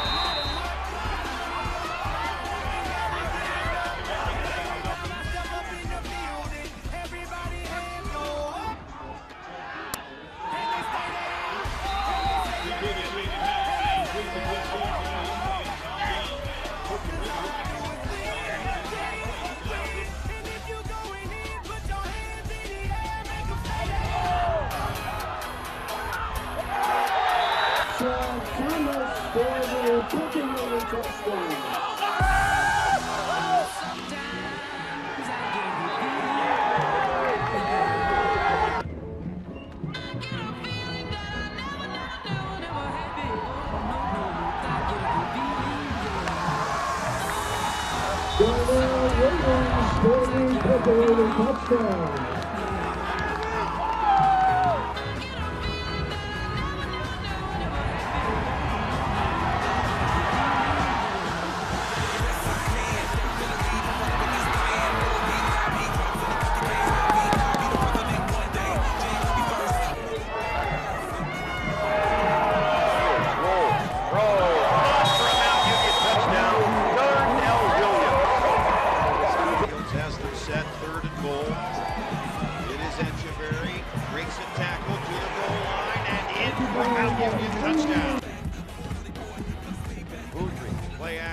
Corner of the end zone, bobbled and caught for a touchdown. Matt Anderson, the senior from Scottsdale. Echeverry trying to make sure they don't need him. They don't. Touchdown, Mount Union.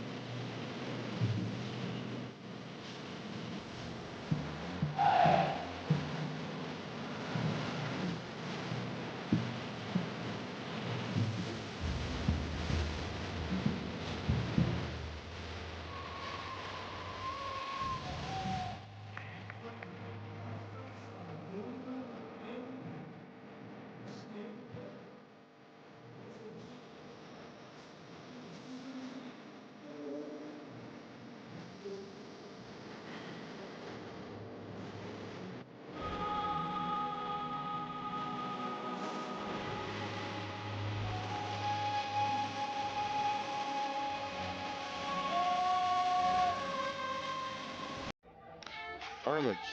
Pocket closes. Down he goes. Mount Union sack back at the 5-yard line. Short drop. He's got a pocket. It closes up on him, and Mount Union wraps him up. Fun Factor chased him, and Caleb Brown finished him. Keeps the feet moving, and he may have lost the handle of the ball. Yeah, the ball came out. And looks like they have it. Throw, packet collapses, and down he goes. Rossi Moore is there. Harris is there. Same cast of characters on top of the quarterback. Nice snap. Morgan pulls it down, gets it to Wilder, and he is wrapped up immediately on a great play by Harris.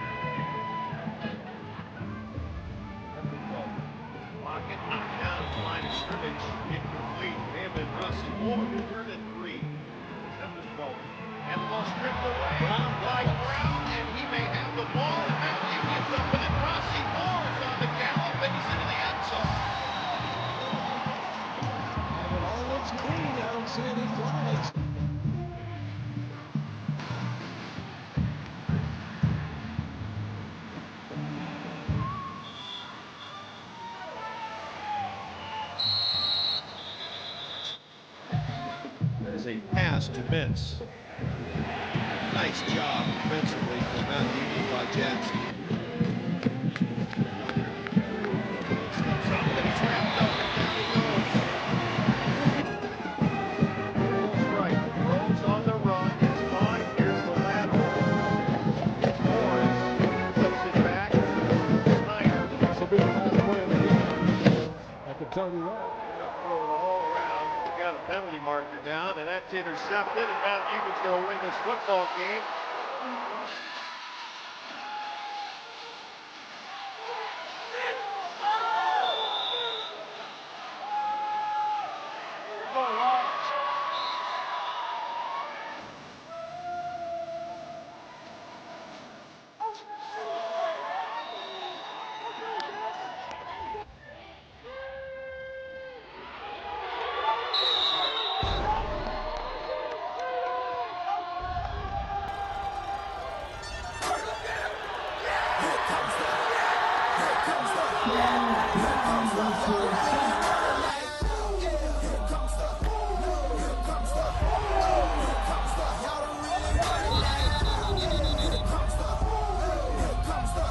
Playoffs, that's nothing. That Stag Bowl ring, that's when you see them Raiders rise. You scrap your team and hide, cause it's Purple Raiders, Purple Raiders, Purple Raiders, Purple Raiders. This moment, it's a choice. To find out what you're made of. To own what's in front of you, no matter what that might be. We showed up, we're here. This moment belongs to us right now.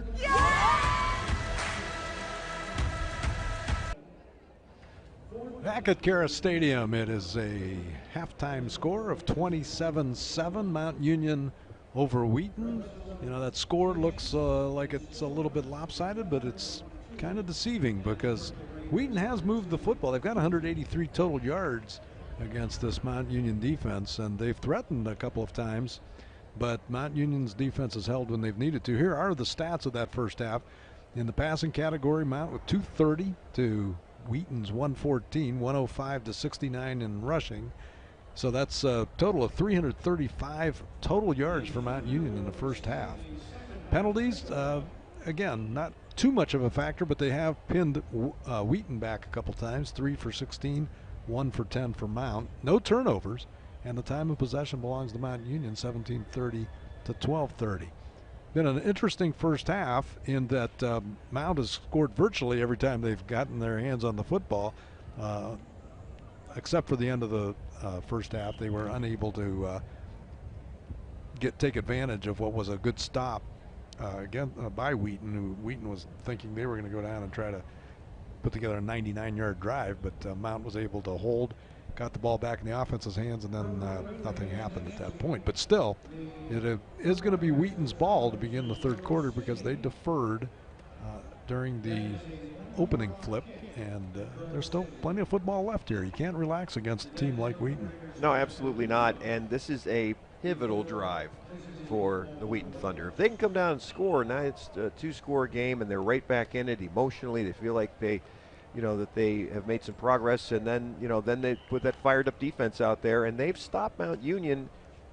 Except Mount Union, really the difference in the first half, Mount Union has made those conversions on 3rd and 4th down. Right. Wheaton has not, and that has led to the problems. Then, of course, an 81-yard touchdown, on a broken play. But those, I think those conversions, as you look at the stats, 3rd down conversions, Wheaton's 3 of 8, Mount Union's 5 of 7. Wheaton on 4th down, 1 of 3, Mount Union 1 of 1. So those things keep drives alive, and keep drives alive, you put points on the board. And we've talked about adjustments. The first half was kind of foreign in a way because there was nothing to go by. You just had to kind of assume that this team would do this, this, this, and this. Well, now that this, and this, and this have already occurred in the first half, you know what they like to do, and you might want to change the defenses up a little bit to try to defend. So we'll see how the adjustments are made. Now, having said that, I will say that I've done these Mount Union games for 40 years now, and I will tell you that no coaching staff adjusts better than Mount Union when it comes to actual on-field experiences and what happens in the first half. So I would expect that Jeff Dart saw some things that he thought he could stop, and will likewise work with defensive coordinator Darrell Ely to try to, tighten things up a little bit more defensively and maybe do some things differently offensively. But can't argue with the way the Raiders played that first half, both offensively and defensively. It's been a good team effort. Talk a little bit about Mikey Maloney in his first start, his first half of football. He's going to be the guy this year. Right. Why not? He's got 4 touchdowns. Yeah, and he's made it look, he's smooth. He just the way he rolls out of the pocket at times to throw and finds different receivers. He's thrown 4 touchdown passes, and they've all gone to different receivers. So he's not locked in on just one. In fact, we've got highlights of the first half. We'll show you exactly what we're talking about here. It started out with Maloney keeping the football after a good play fake and taking the ball down the field to set up the first touchdown on a long run. In fact, Maloney with 43 net yards and 6 carries. Here's the touchdown pass to tight end Steele. That put the Raiders up on top. Followed this up with a touchdown pass to Cockrell, who made his first catch as a Purple Raider, and it went as a touchdown. And then Matt Kreider taking the ball in for Wheaton's score. Mount followed it up with a touchdown pass to Sean Thomas, who has had a good first half, both running the football and receiving it. And there's the play fake and the 81-yard throw to Cockrell, who outruns the defenders for Mount's final touchdown of the first half. And defensively, this was a big stop on a 4th down play as Liebler was the defender. Ball was overthrown. He was pressured as he threw. That is Kushi was, and we're set to go here to begin the second half, Jeff. Reeves on the return of the kickoff. And they will wrap him up in the neighborhood of the 17-yard line. 1st and 10 for Wheaton behind Mark Forcucci. 10 of 23 in the first half, 114 yards, but no turnovers. I was going to say 10 of 23 sounds, I would have thought he was well over 500 in his throws. He was finding some open receivers, but again, they threw the ball a lot, 23 times in that first half against the tough Mount Union defense. And there are his numbers, 10 of 23 for 114 yards. And setting up shop now on his own 16-yard line to begin the second half. A big drive, as you mentioned, Jeff, coming up. Play action. He will throw to the near side. It's incomplete. Titherington was the intended receiver, and that one Yeah, he's kind of came off the side of his hand. Didn't look right. Yeah, he's kind of pointing to himself, saying, "Hey, my fault there," and that ball was just not catchable. Threw it well wide. Titherington had 3 catches for 61 yards. Kortenhoven 5 for 43 to lead Wheaton. Second down 10 from their own 16. Titherington is in motion, and the swing pass will go to Kortenhoven, and he'll gain about a yard. Well read. Forcing 3rd down and long again. That was Zach Liebler right there to make that tackle as soon as he caught the pass. Kept it to a 1-yard gain. You're going to wear number 10 on this team. There's some tradition up old. And there's Liebler's numbers. 2 tackles. 2 other pass breakups. 3rd and 8.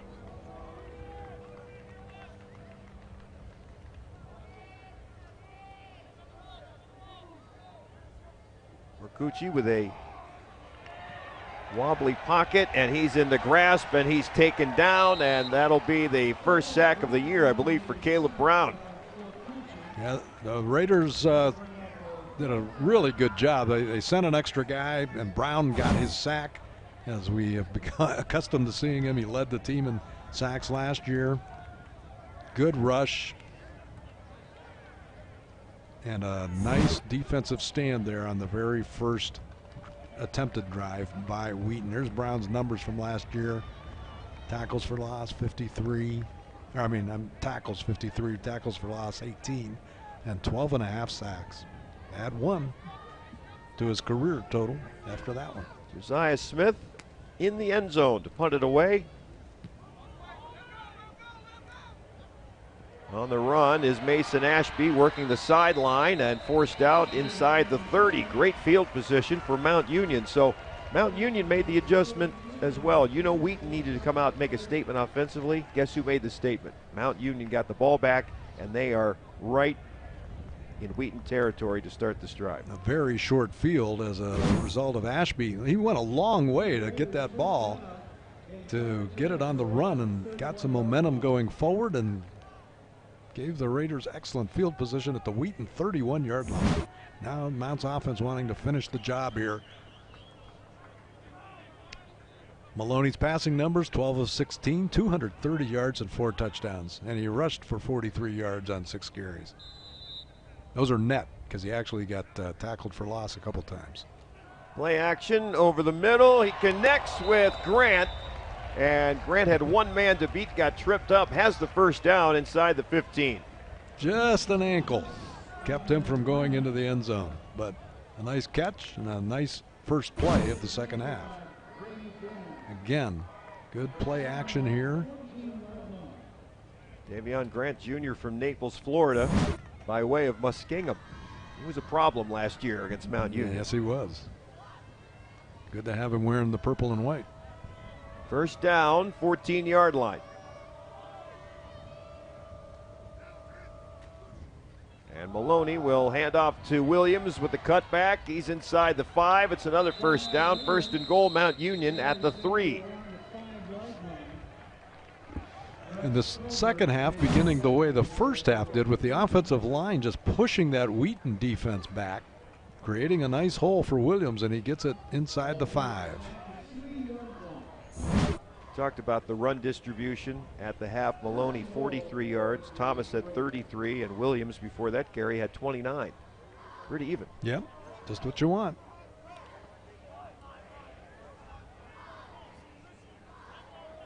First and goal, they'll call it the 3.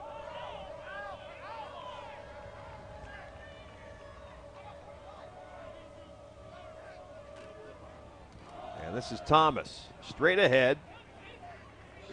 Stacked up after no gain. Going between the tackles on first down, seeing if the strength of Thomas can push that defensive line back, but Wheaton did a good job of gang tackling. Thomas with 6 carries, 33 yards in the first half. You know, as the season progresses, we're going to be seeing him, Thomas, as a very versatile performer because he catches the ball and runs well.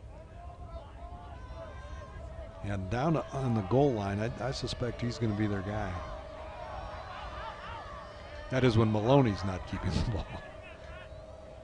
Let's use a little sleight of hand here. Whoop. And a flag. They might have been out of time. Offense, number 15. 5-yard penalty, still second down. Now that pushes the ball now in just inside the 10 as opposed to being inside the 5.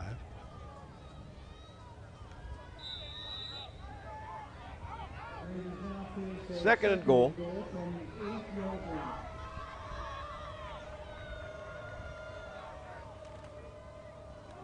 Maloney fakes, pumps, he'll run. And he got about a yard or so. That actually a lot of options there. It actually looked like it was designed that way, though, too. I think he was going to fake twice and then keep it himself. And Wheaton did a pretty good job of staying home. Those things only work if your quarterback is a threat to run, and he certainly is. So you see a new wrinkle to that Mount Union offense. Third and goal, 6-yard line.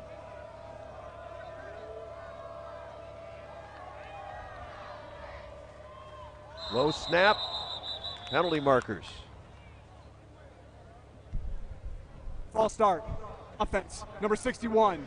5-yard penalty, third down. Well, this has not gone well for the Purple Raiders, as they did have good field position, and the pass to Grant, where he got ankle tackled, looms rather large, because that's going to set up this third and goal from the 11.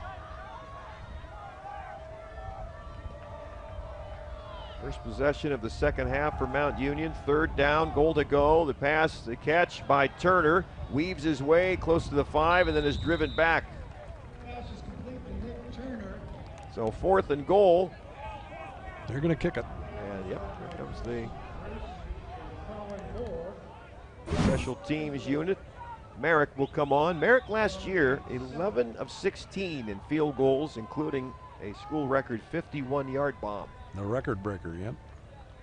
This one nowhere near that. This will be 24 yards. But it's an important one because it puts you up by 4 scores.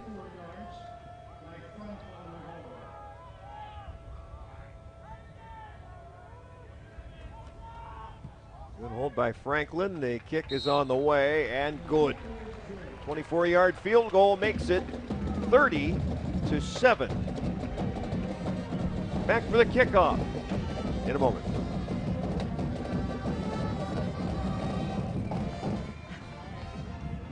What draws us together?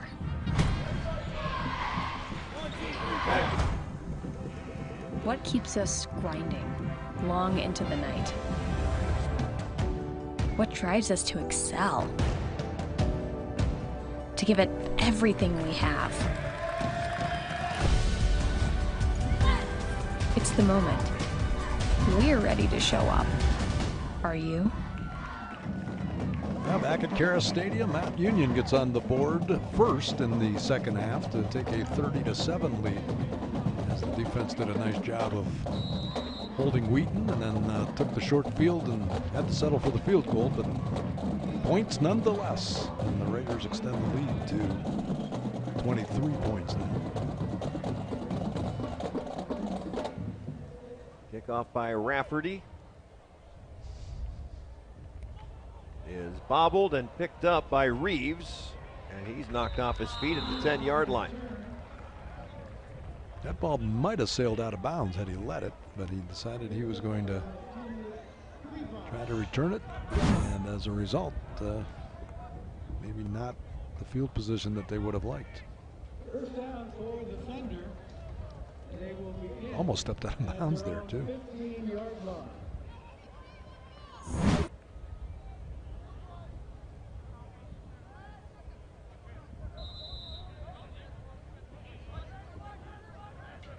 So for Cucci.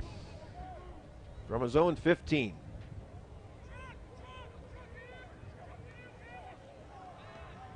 Wants to throw, does over the middle, that's intercepted.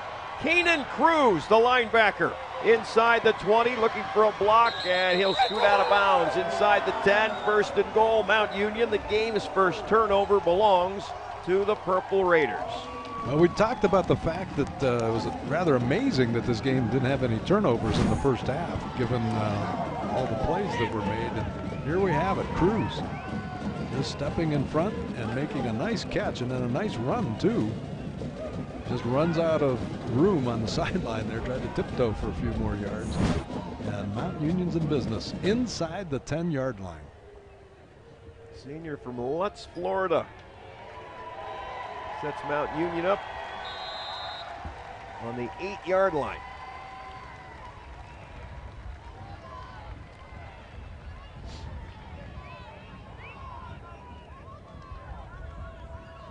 Maloney with the running back Sean Thomas to his right.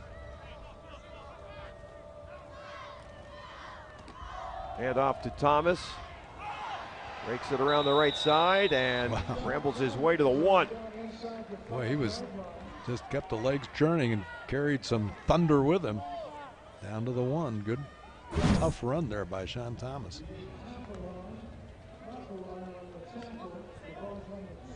Yeah, he took Zeke Harris for about a 3-yard ride. Second and goal. Thomas again, he's hit, bounces off, upended, did not get there. And making the touchdown saving tackle is Joseph Bracey, but he paid the price. He's slow to get up. But he did keep Thomas from getting into the end zone. Thomas did a real good job of bouncing away from the initial rush and then tries to go wide and gets his feet in the end zone, but the ball doesn't get there. I believe all that went for no gain. Third and goal.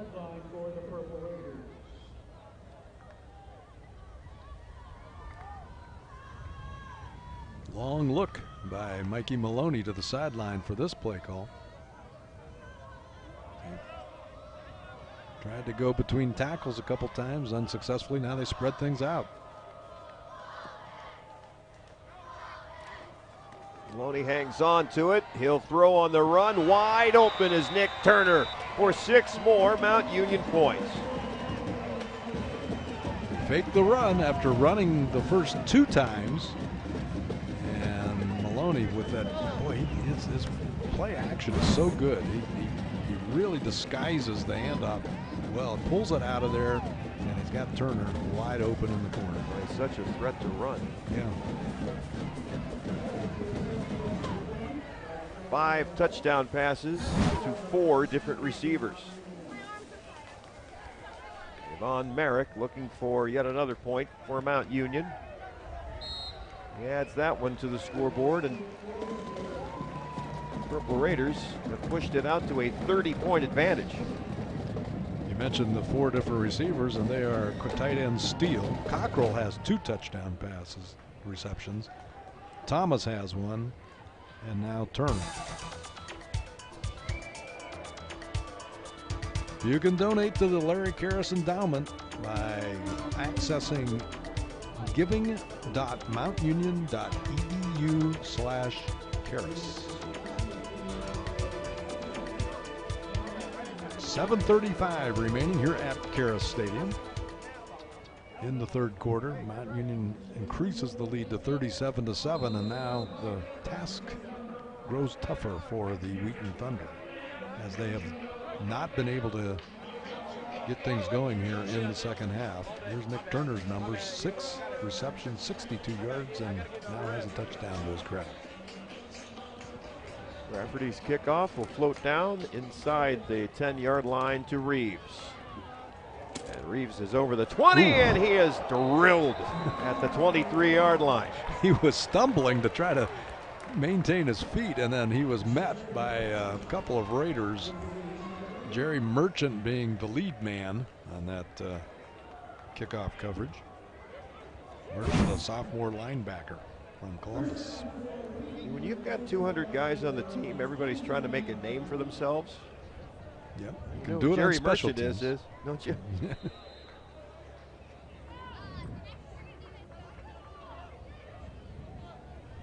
IMG Academy. 25-yard line. And the handoff. And a real nice run on first down by Wheaton. That was Juska, I think. That was a fullback. Second down and about 3 yards to go. 7 minutes left to play, third quarter. Season opener for both teams.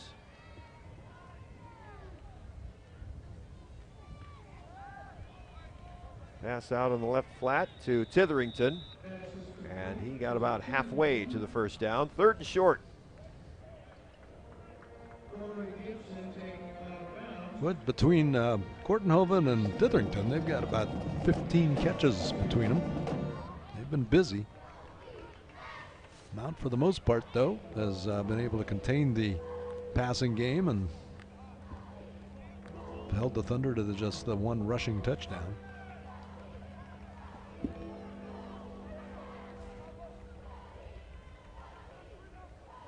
Third and 2.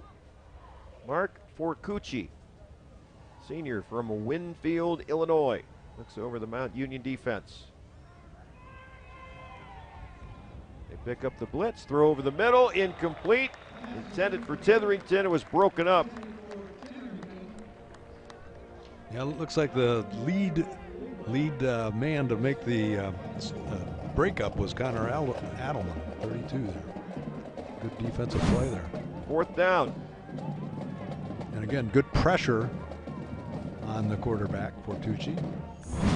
Results in punt formation again for the Thunder. It'll be Josiah Smith to punt, and he has not been comfortable back there in punting situations. Mason Ashby inside the 30-yard line, awaiting the kick for Mount Union. And Wheaton's missing a player, having to hustle him on. And he didn't get it away. The play clock was going down, and it is going to be delayed game. Offense, number 49, 5-yard penalty, still.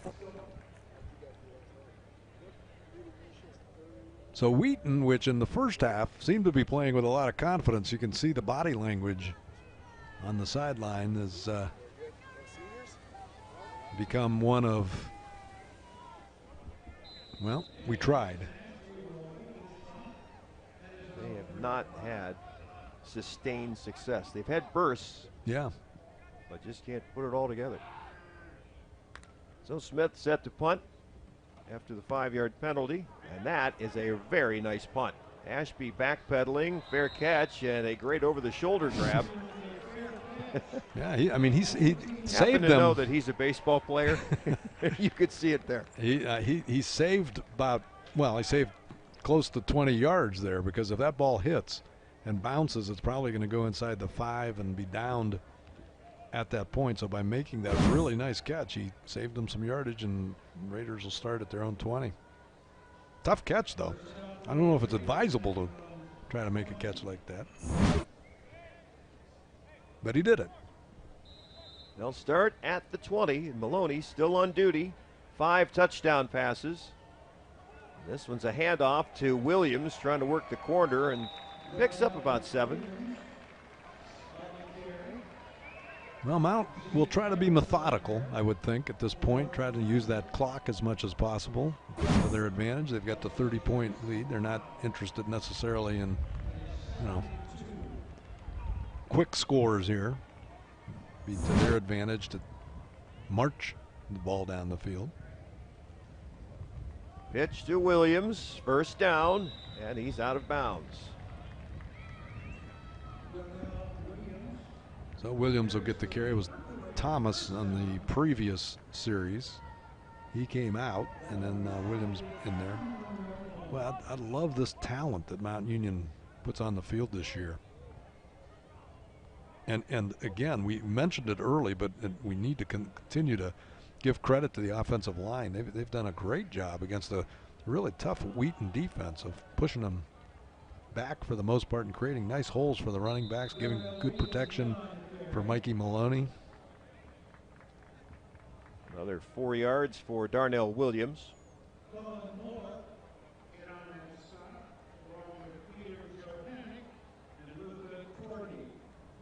Second down. Williams, graduate student. There aren't many on this roster. Tight end Matt Anderson, also a graduate student.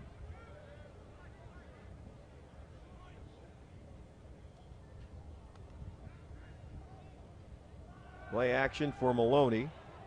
Rolls left, he'll throw on the run and connect with Grant. First down as he is out of bounds at the Wheaton 47-yard line. You know, he again, watching Maloney here, he's not, you know, he's not really in the pocket. He's running opposite his throwing hand, and he still puts a lot on it, completing it that time to Grant. Tough throw, certainly tougher than it looks, and just fantastic. Good throws. Back to the ground game. Williams charges ahead to the 45. Wheaton acting like the ball came loose.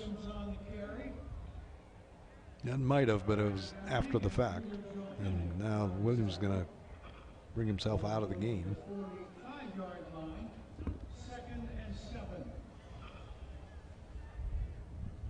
And that's going to bring Thomas back in.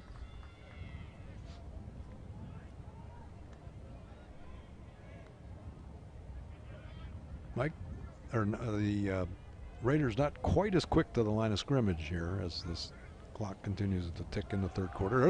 That's a behind the actually a fumble. I was going to say it was more of a lateral than it was a pass, and Grant wisely fell on it because it would have been ruled a fumble. I'm sure it was ruled a fumble, not an incompletion. It is in fact a loss. Back into Mount Union territory, and it'll be third and about 15. It'll be third down. And 15. Well, Wheaton has a week off, and then they will be on the road at old friend Augustana in 2 weeks. Rock Island, Illinois. Doesn't get easier for them then necessarily. Maloney, look at that escapability. There's a penalty marker down, and so is Maloney inside the 45.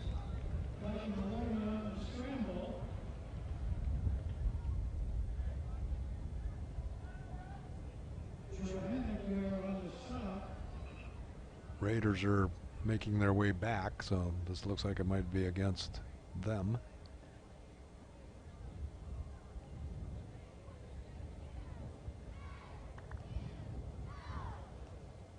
It was motion against Mount Union there. So they're looking to... Illegal shift, 18, offense, 5-yard penalty, still third down. Okay, they'll repeat the down. Interesting, Maloney is well short. I mean, it would have been 4th and 8 or 9. Chose to take the penalty rather than decline it. Gives Mount a chance to pick up the first down now. 3rd and 20.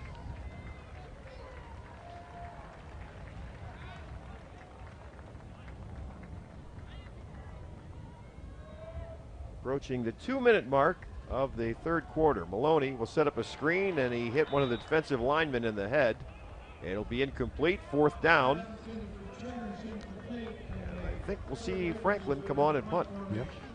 Well, you saw that they swung a man wide, and that Maloney looked like that's who he wanted to throw to, but instead they had the screen set up, and it was intended to go to Nick Turner, but it was broken up at the line of scrimmage. So the play call was there, the execution was not, and it'll be 4th down for the Raiders. They'll punt it away. So Franklin will punt, and Seth Kortenhoven stationed at the 15-yard line. A flag is down, and the punt hits right on the 30 and bounces straight up in the air, grabbed by Cooper. We'll see what the flag's all about.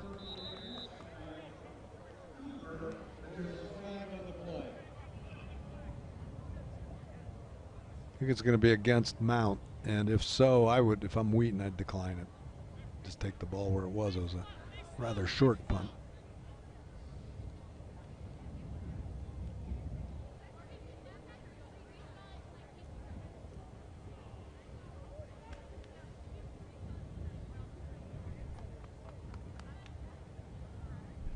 Offside.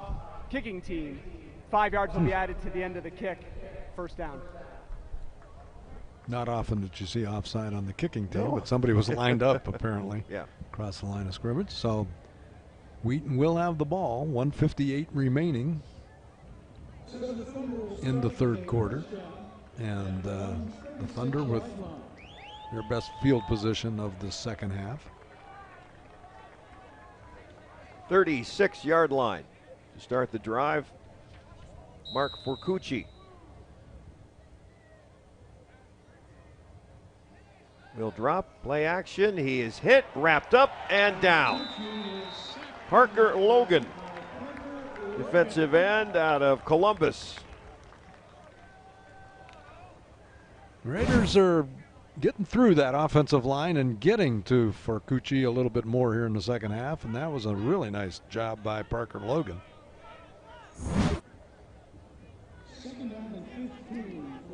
6'3", 220. He's going to be one to watch on this defense as the season progresses. Loss was 5 yards, 2nd and 15. Hand off to Malachi Jones. And that nice play was made by Renard.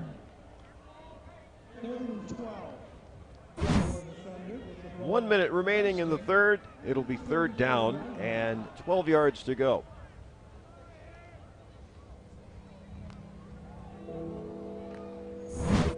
Renard with a couple of tackles and a pass breakup.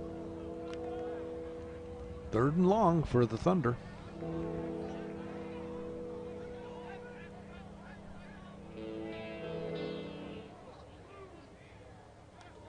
Forcucci. Here comes Mount Union. He will swing it out to Malachi Jones. He gets a nice block, and Jones has a first down over midfield to the Mount Union 49. So they called the little dump off on the 3rd down play and got the good blocking that results in the first down. With the ball in Mount Union territory at the 49-yard line.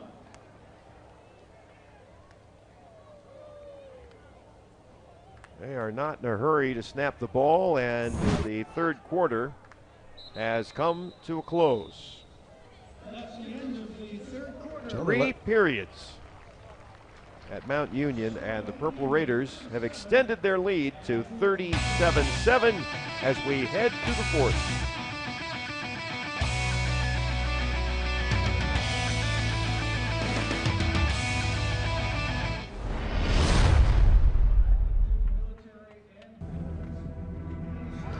This moment, it's a choice. To find out what you're made of. To own what's in front of you, no matter what that might be. We showed up, we're here. This moment belongs to us right now.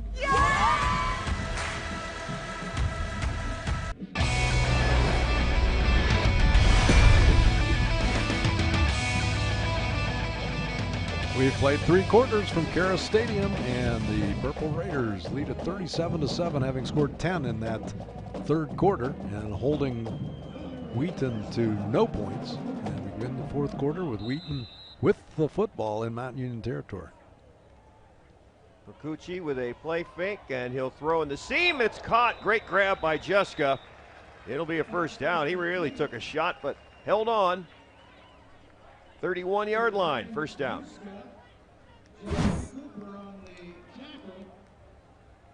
When he's got time, he is able to put the ball, thread the needle pretty nicely, and he did there. Another nice hit by Cooper. Fourth quarter just underway.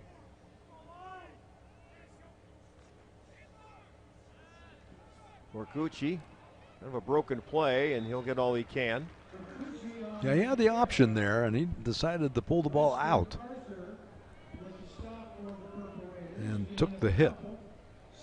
And once again, this time it was Weston Arthur who made the stop. He's another one from last year who had a great season, and He won the Pat McAfee pickup truck in the process. Would we see that in the parking lot here? I suppose it's here I somewhere. forgot about that. Yeah.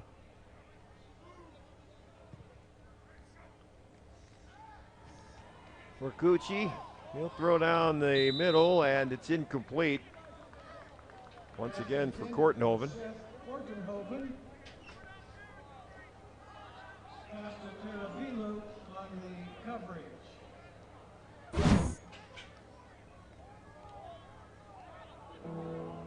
Yeah, a lot of protection there, but it looked like he had a little bit of help. And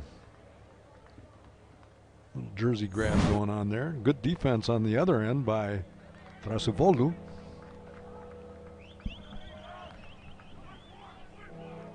It is not mandatory for me to roll my R when I say that, correct? No, it isn't. You can say it however you want. You can sound like an American. It's okay. Us Greeks, you know, we like to roll our R's. The connection to Kortenhoven. He is stopped short. We'll have a 4th and 1 call now for Wheaton. Been that kind of a day. They've just been just this close. Well, before the catch, which now is 7, Kortenhoven had 6 catches, 44 yards, so add to his total. He's had a good afternoon.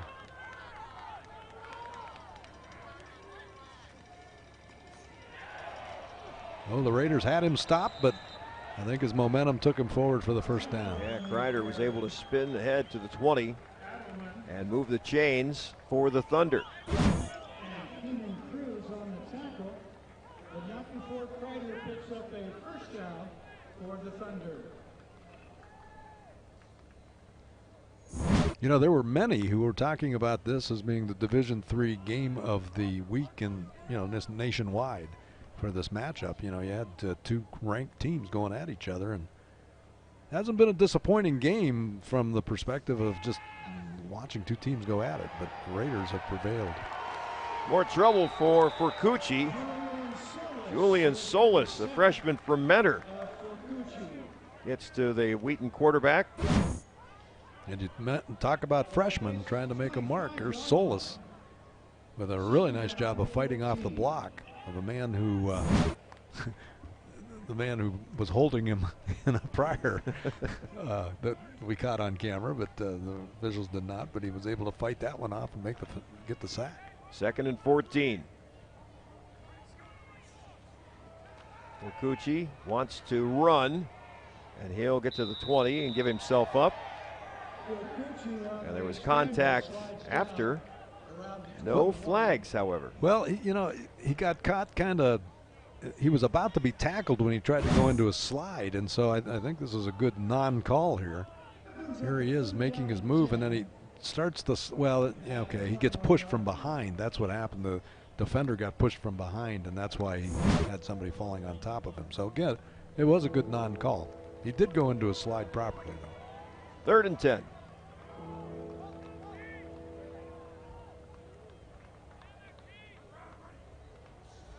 Forcucci weaves his way out of the pocket. He's got a nice cut indeed, and a touchdown for Forcucci. That is a 21-yard touchdown run by the Wheaton quarterback. Well, he ran that like a running back. He made the beautiful cut upfield to get it into the end zone, and did a good job of escaping here. Just a good all-around highlight type run for Forcucci.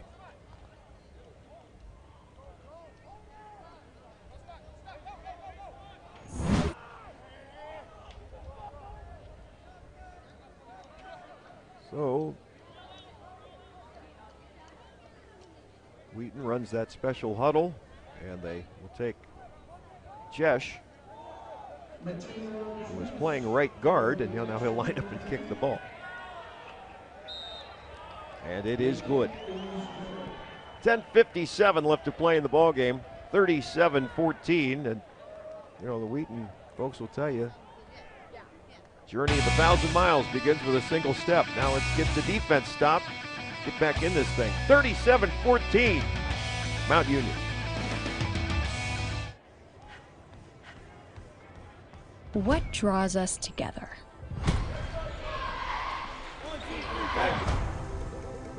What keeps us grinding long into the night?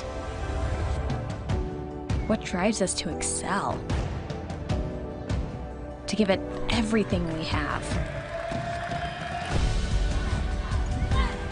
It's the moment. We're ready to show up. Are you? Well, Wheaton does answer with a fourth quarter touchdown, cuts the deficit to 23. 10:57 remaining in the fourth quarter. Mount is playing as though there could be an onside kick here, realizing that the Thunder want the ball back desperately. So the good hands team is in there for Mount Union. Darnell Williams is the deepest Raider, and he is inside the 20-yard line.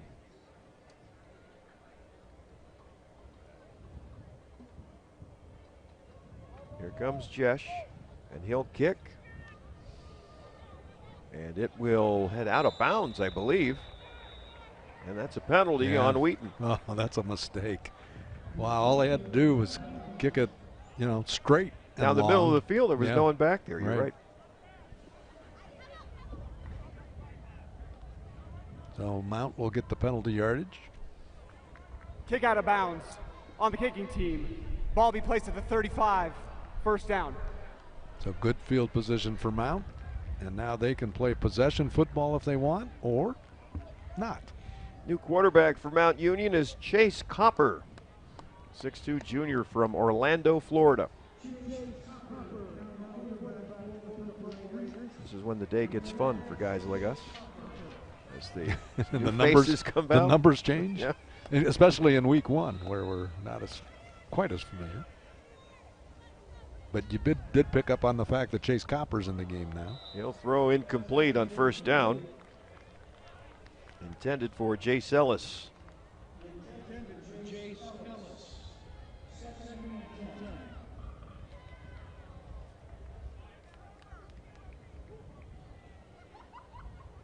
See who's in the backfield. Do they have, well, it looks like an empty backfield. No, here we go.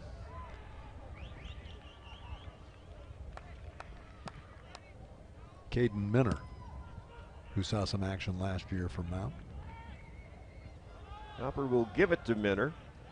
Looking for room and finding it. He's got a first down with a burst over the 45. And there was a burst there. It looked like he was going to be pursued and dropped well short of where he was, and he picked up first down yardage. Is there a flag? Everybody's acting like there's a little conference of officials on the far side. Didn't see a flag, though. No. They have not placed the ball. They have not moved the flags. No, there is a flag. One official did drop a flag there. There is no foul on the play for a face mask. First down. It should be a first down, though. They should give him Yeah, first down. It's a first yardage. down run. They'll put it at the 45. It should be 1st and 10 Mount Union. Well, they haven't moved the chains, though.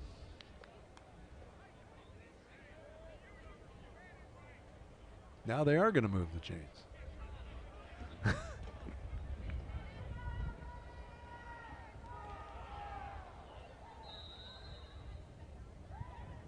So it is, in fact, we have confirmed 1st and 10. And Chase Copper out of the shotgun puts Mason Ashby in motion twice and hands off to Minner. And Minner is smacked immediately crossing the line of scrimmage by Zeke Harris after a gain of just 2.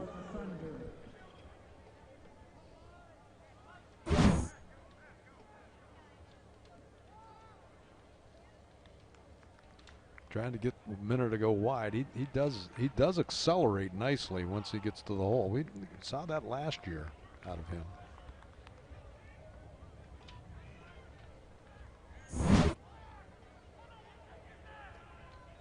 Ten minutes remaining. It's 2nd down and 6.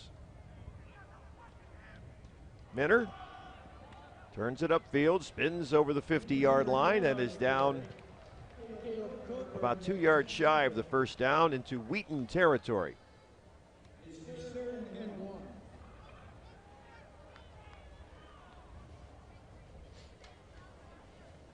So Mikey Maloney done for the day. Yep, have some pretty nice numbers. We know about the 5 touchdown passes.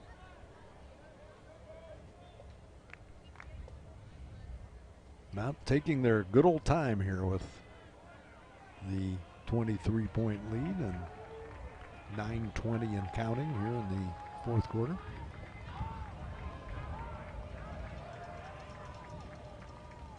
Minner popped as soon as he got to the line of scrimmage. And again, it is Zeke Harris with a big stop. 4th down coming up for Mount Union. Actually lost yardage, so it's going to be 4th and about 3. Mike Franklin on the sideline ran out a few steps and snapped his chin strap, and now they're calling him back.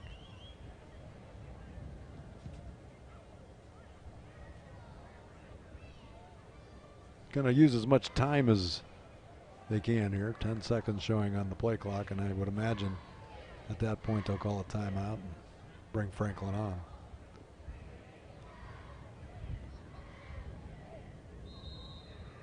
And that's exactly what has occurred here. Delay of game. Offense, number 11. 5-yard penalty. Okay. Still 4th down. So they went with the delay rather than taking the timeout.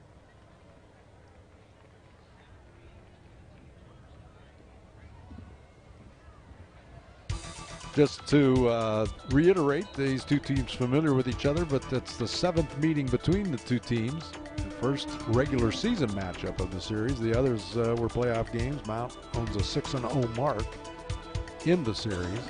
Now for extra credit, you need to tell me, is Jeff Dart on the opposing sideline for any of those? I think he was, actually. I don't actually know the answer. I thought it'd be cool to talk about. I think the answer is yes. Mike Franklin will punt.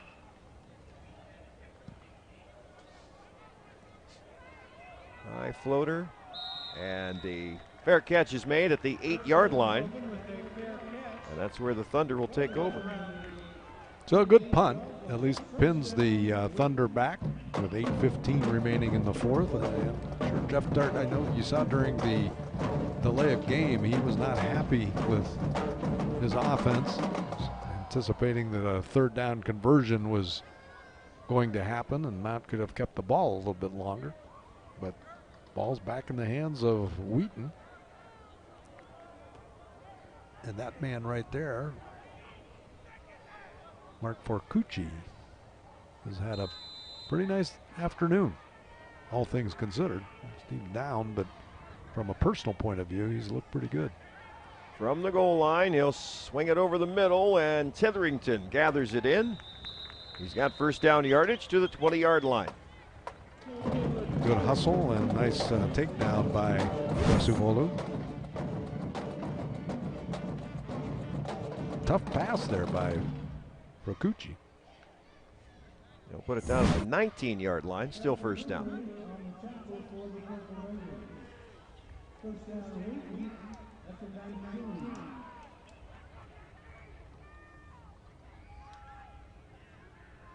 We'll hand off to Juska.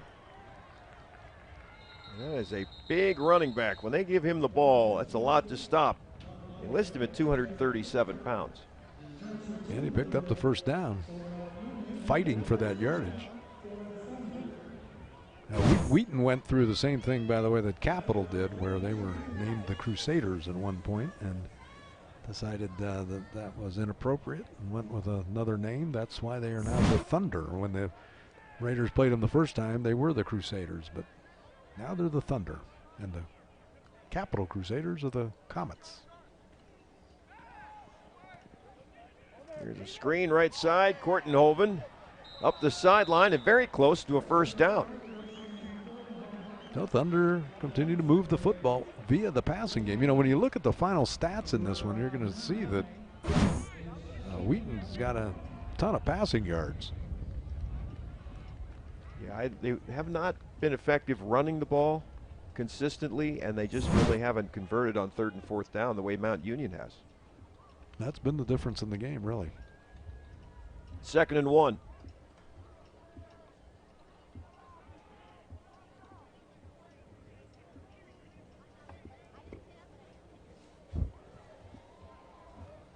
That pass is incomplete. And another nice breakup by Thrasivolu.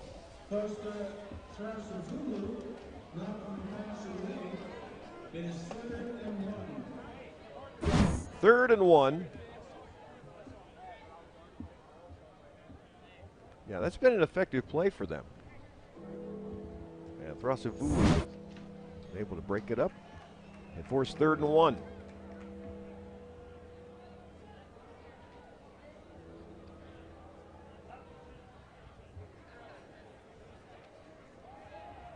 And a running play that didn't go very far. Malachi Jones was knocked off his feet by Gabe Ganelli. Excellent job by Ganelli. Grabbed him from behind and threw him down. That was just a strength move there.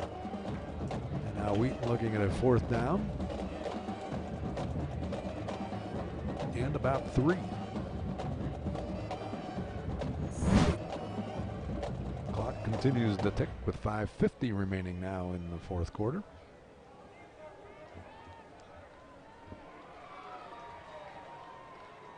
Fourth down for Cucci.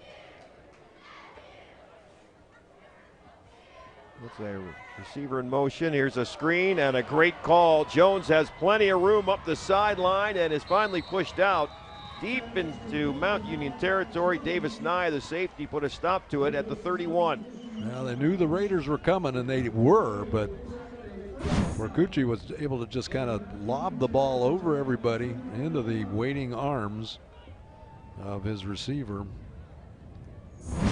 And it's a 1st down into Mount Union territory.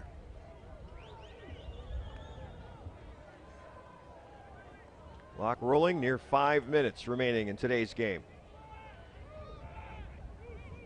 For Cucci.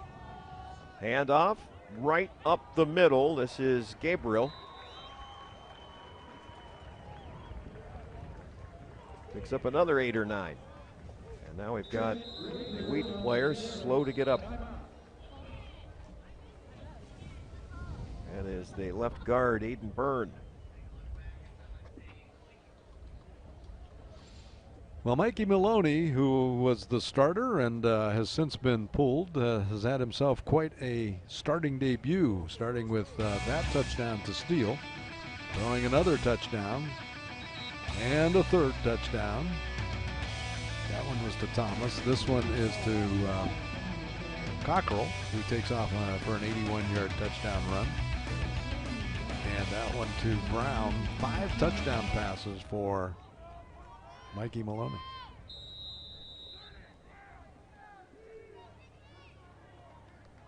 Meanwhile, for Cucci, his counterpart will accept the snap and will stop the play. False start. Offense, number 60. 5-yard penalty. Still 2nd down.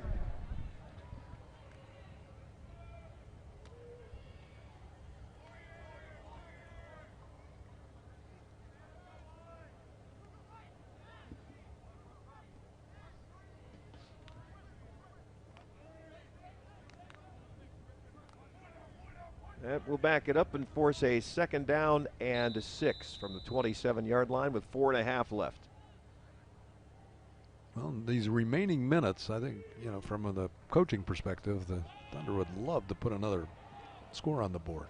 Cucci will connect with Jones, and that's good enough for a 1st down over the 20-yard line.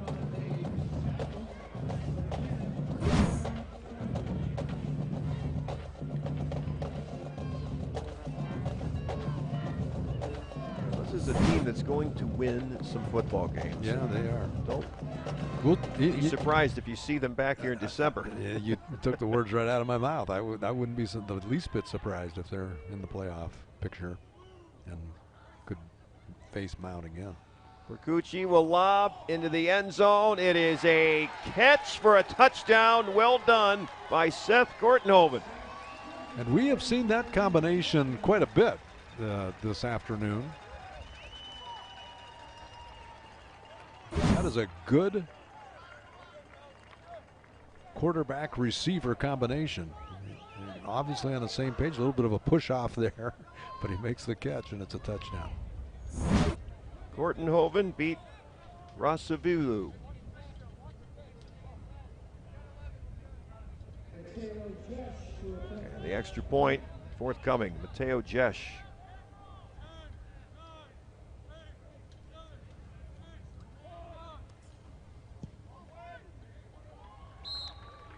He makes it 3 out of 3 on the day, and now 37-21 with 3:47 remaining. That's really a 2-score game, isn't it? Indeed.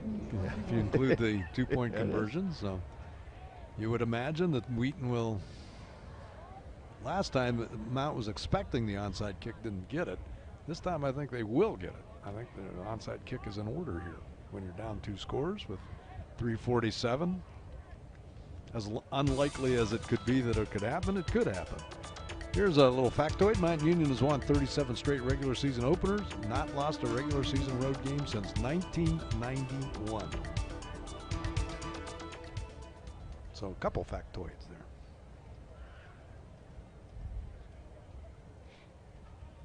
Pretty amazing, really. I mean, when we talk about streaks in Mount Union football, it just, you know. Well, haven't been shut out since 1981. I'm still spinning on that one. Here's the onside kick. It is fumbled. There's a pileup at midfield. No, they're still fighting for it.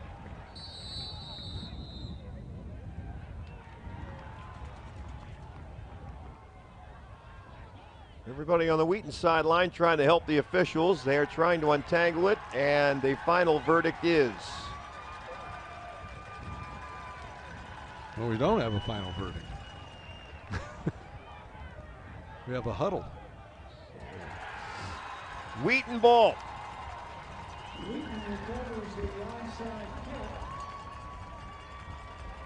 Yeah, that was a very fine onside kick. That ball had a lot going on it, spinning it a little bit and just not covered up, and then it becomes a active ball that eventually does get recovered by Wheaton, so they're still alive, Jeff. Interesting. 3:45. This is kind of where we thought we'd be. We just took a different path. Right. Orcucci. Near side, incomplete. Penalty marker. The sideline called that one as the back judge looked to the sideline and threw the flag. Rasavulu guilty of pass interference. Pass interference, defense number 4. Ball will be placed at the spot of the foul. Automatic first down. Spot foul, spot foul.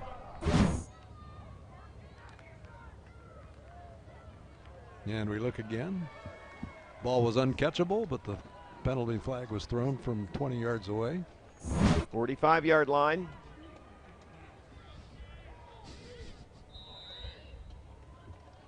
First and 10. Orcucci back to work.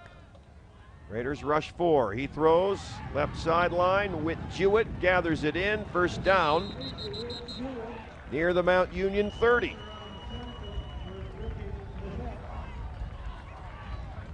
"31-yard line, first and 10.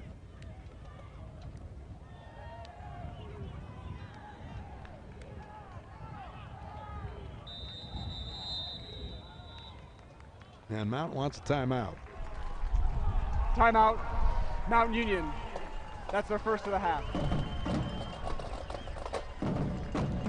Another defensive touchdown for Mount Union. If they're doing what?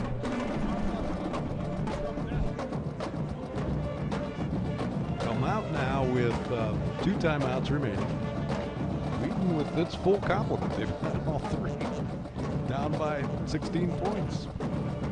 And they've already had a successful onside kick. And they need 2 touchdowns and 2 two-pointers. That's right. Just to tie. And they do, you know, they do that kind of funky thing on their extra points where they're kind of built for the 2-point conversion in a way, because they line up, you know, with that off-center thing. And I don't know whether that's something that you can practice against, but it always does baffle the opponent. And so I'm, you know, it's very possible that they could convert and turn this into an 8-point game with time remaining. Mount, meanwhile, had pulled Mikey Maloney as their quarterback. Mark Forcucci drops, throws, end zone. It is broken up. And that was a situation where you almost could have had Titherington for offensive pass interference, because he definitely broke up the pass. Second down and 10. Almost took his head off, in fact.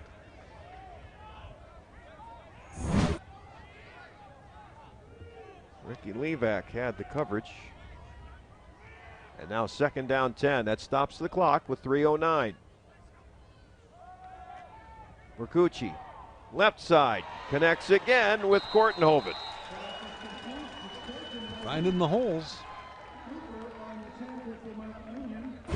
First down, under 3 minutes remaining.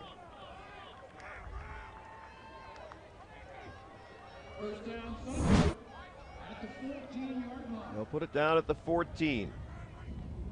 Mercucci, no huddle, lob, end zone. It is caught again. Kortenhoven, another touchdown. Those two have been pretty special. Made another nice catch and another nice throw, and what a comeback this has been by Wheaton. Now you know they have to have a 2-point conversion here. This will make it a 1-score game, and for some reason Jesse Scott's out to the numbers, screaming at the officials. Oh, he wants a reset of the play clock. And he gets it. 2-point try. This makes a big difference in the remainder of the game. Rolling, and we've got a stoppage, a flag on the play. Looked like somebody got a head start. False start. Offense, number 65. 5-yard penalty. First down. Aiden Byrne, the left guard, who was taken off injured a moment ago, is back on duty.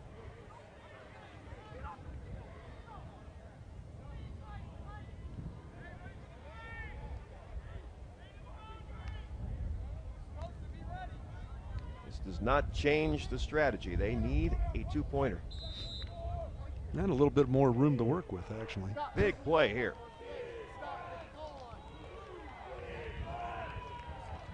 Mercucci over the middle. It's caught. Nice grab. Ben Juska, the tight end, and we have a 1-score game, Harry. This is really something. You know, you had Wheaton to the point where you thought, well, in fact, Mount thought with bringing in their second-team quarterback that they were going to be able to run out the clock and have a nice time of it, but we're going to go right down to the wire. We talked an hour before the game. We thought this might be a 1-score game. We just didn't think we'd get there this way. 2:40 remaining. And now you don't necessarily have to onside kick here. I mean, you might think about just kicking the ball deep and playing field position and stopping Mount. You've got 3 timeouts. You've got the 2-minute timeout. I mean, we've got ourselves a battle here. And I suspect we're going to see Mikey Maloney if we get the ball back on offense.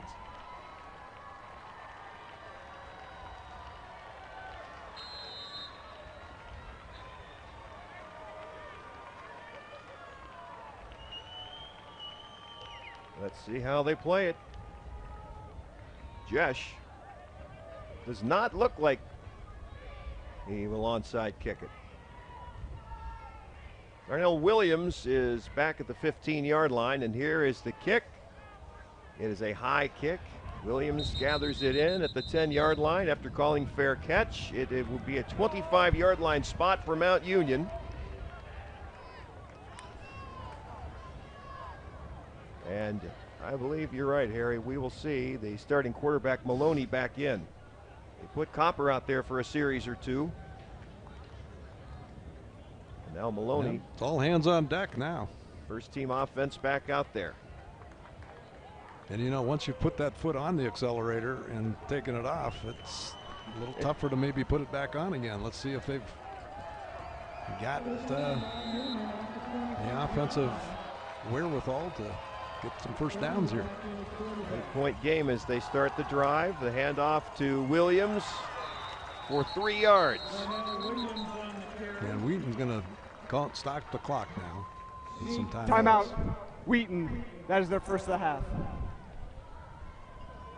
The wheels turning in Alliance, huh? Yeah, sure are. They need to pick up a first down here. That's what's important. This is a big 7 yards that needs to be had in the next couple of downs. Wheaton has been not able to stop the first team for most of the day, and now they're called upon to have to do it to try to win the game. Mount or Union tie the game. Sophomore quarterback Mikey Maloney in his first start, 5 touchdown passes, and then they took him out of the game, and he needs to come back in here with the first team and try to secure this win. 2 timeouts remaining for Wheaton, plus the 2-minute timeout. Williams the setback with Maloney.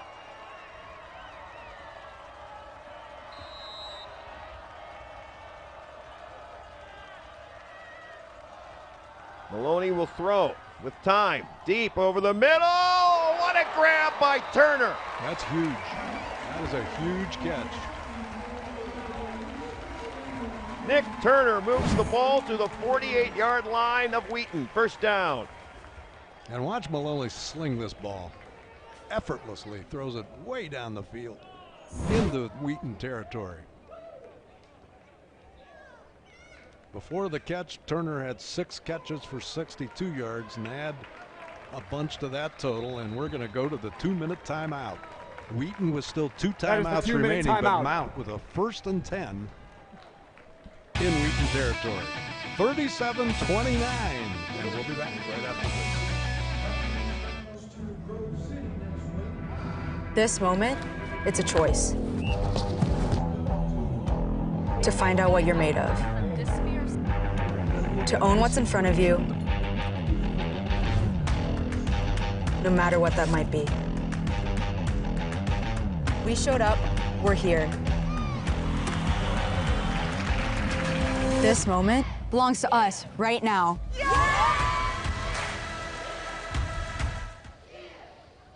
Well, if you left us and are now coming back, you'll be surprised at that score, I think. But Mount is now getting back at it offensively. They lead by 8. They have it 1st and 10 at the 48-yard line of Wheaton. Wheaton with 2 timeouts remaining. Wheaton's on a 22-0 run right now. Yeah, they are. And that onside kick recovery, of course, is what gave them the life that they still have. This was a 37-7 game at one point.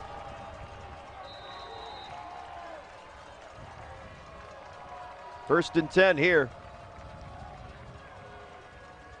Maloney will hand off, and moving the ball ahead for about 2 yards. The Purple Raiders. And a second timeout by Wheaton. So once again, timeout, Wheaton. The first down becomes important. That's all Mount needs is a first down, and if they get it, they pretty much will have this one in hand. They don't have to get it on this play, but they have to get it in this series. Didn't think it would come down to this, but no. Gotta give Wheaton the credit that you know, they did not give up. They weren't ready to start the bus. They were wanting to fight back, and they have. And we saw how good they can be on especially in the passing game. Well, Union will head to Grove City next week. Won't be another easy there ranked team on the road. Wheaton has the week off, and then they'll head to Augustana in 2 weeks. Still a matter of 153 to negotiate here for both teams. 1 timeout remaining for Wheaton. That's a pass to Turner, trying to turn the corner, cuts it back. They're trying to rip the ball out of his hands. And they will finally stop the clock, or stop the play. And a timeout will be called by Wheaton. And that will be their final timeout, but it sets up a critical 3rd down, and we'll call it 5. Timeout, Wheaton. That is their 3rd and final timeout of the half. Good pursuit by the Thunder, and also trying to rip the ball away from Turner. Turner was not happy when he got up after that.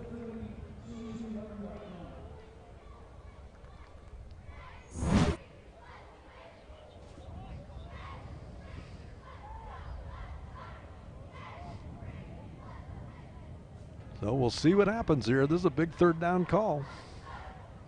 And might be, you don't know. I hate to speculate because we'll just wait and see what happens here on 3rd down. But is it 4-down territory, I guess is what I'm questioning. Depends on, I suppose, how close they get to that lead stick. They get the 1st down, this game's over. With a sophomore quarterback in his first start. Williams is the running back. They need the 38-yard line for a first. Maloney works from the shotgun. Williams. No, it's a pass. Anderson, the tight end, his first catch of the day is the biggest of the day. First down, Mount Union, but he lost the ball. But Mount recovers. Mount has the ball. Yeah, it looks like Wyatt Steele's on the ball. So they do go to the tight end. He gets the 1st down, and another tight end recovers the fumble. Welcome back, Wyatt Steele. Let's see, did the ball come out? Yeah, it did come out before he went down, and sure enough, Steele was there to seal the game. Steele with a touchdown and a big fumble recovery.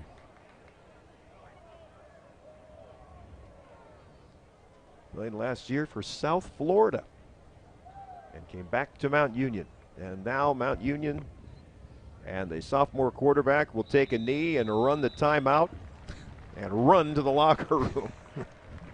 You're right, 22 unanswered points, all in the 4th quarter for Wheaton.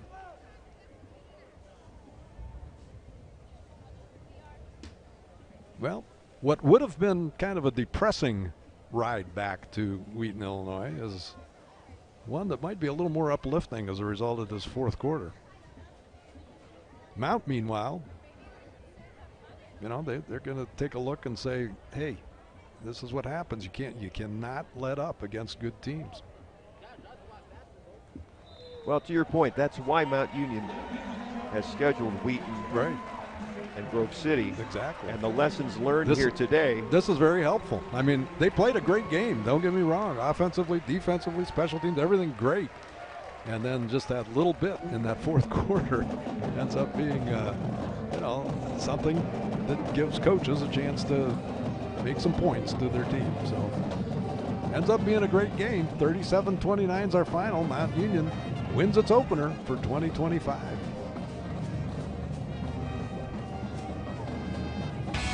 And we'll be back to wrap it up for you here from Cara Stadium in Alliance right after this timeout.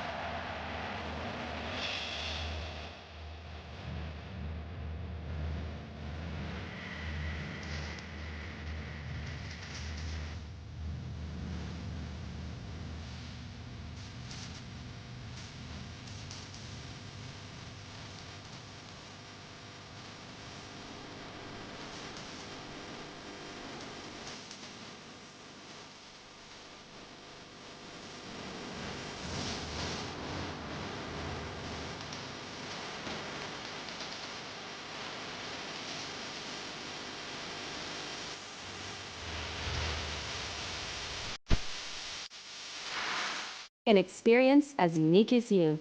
Be exceptional at the University of Mount Union.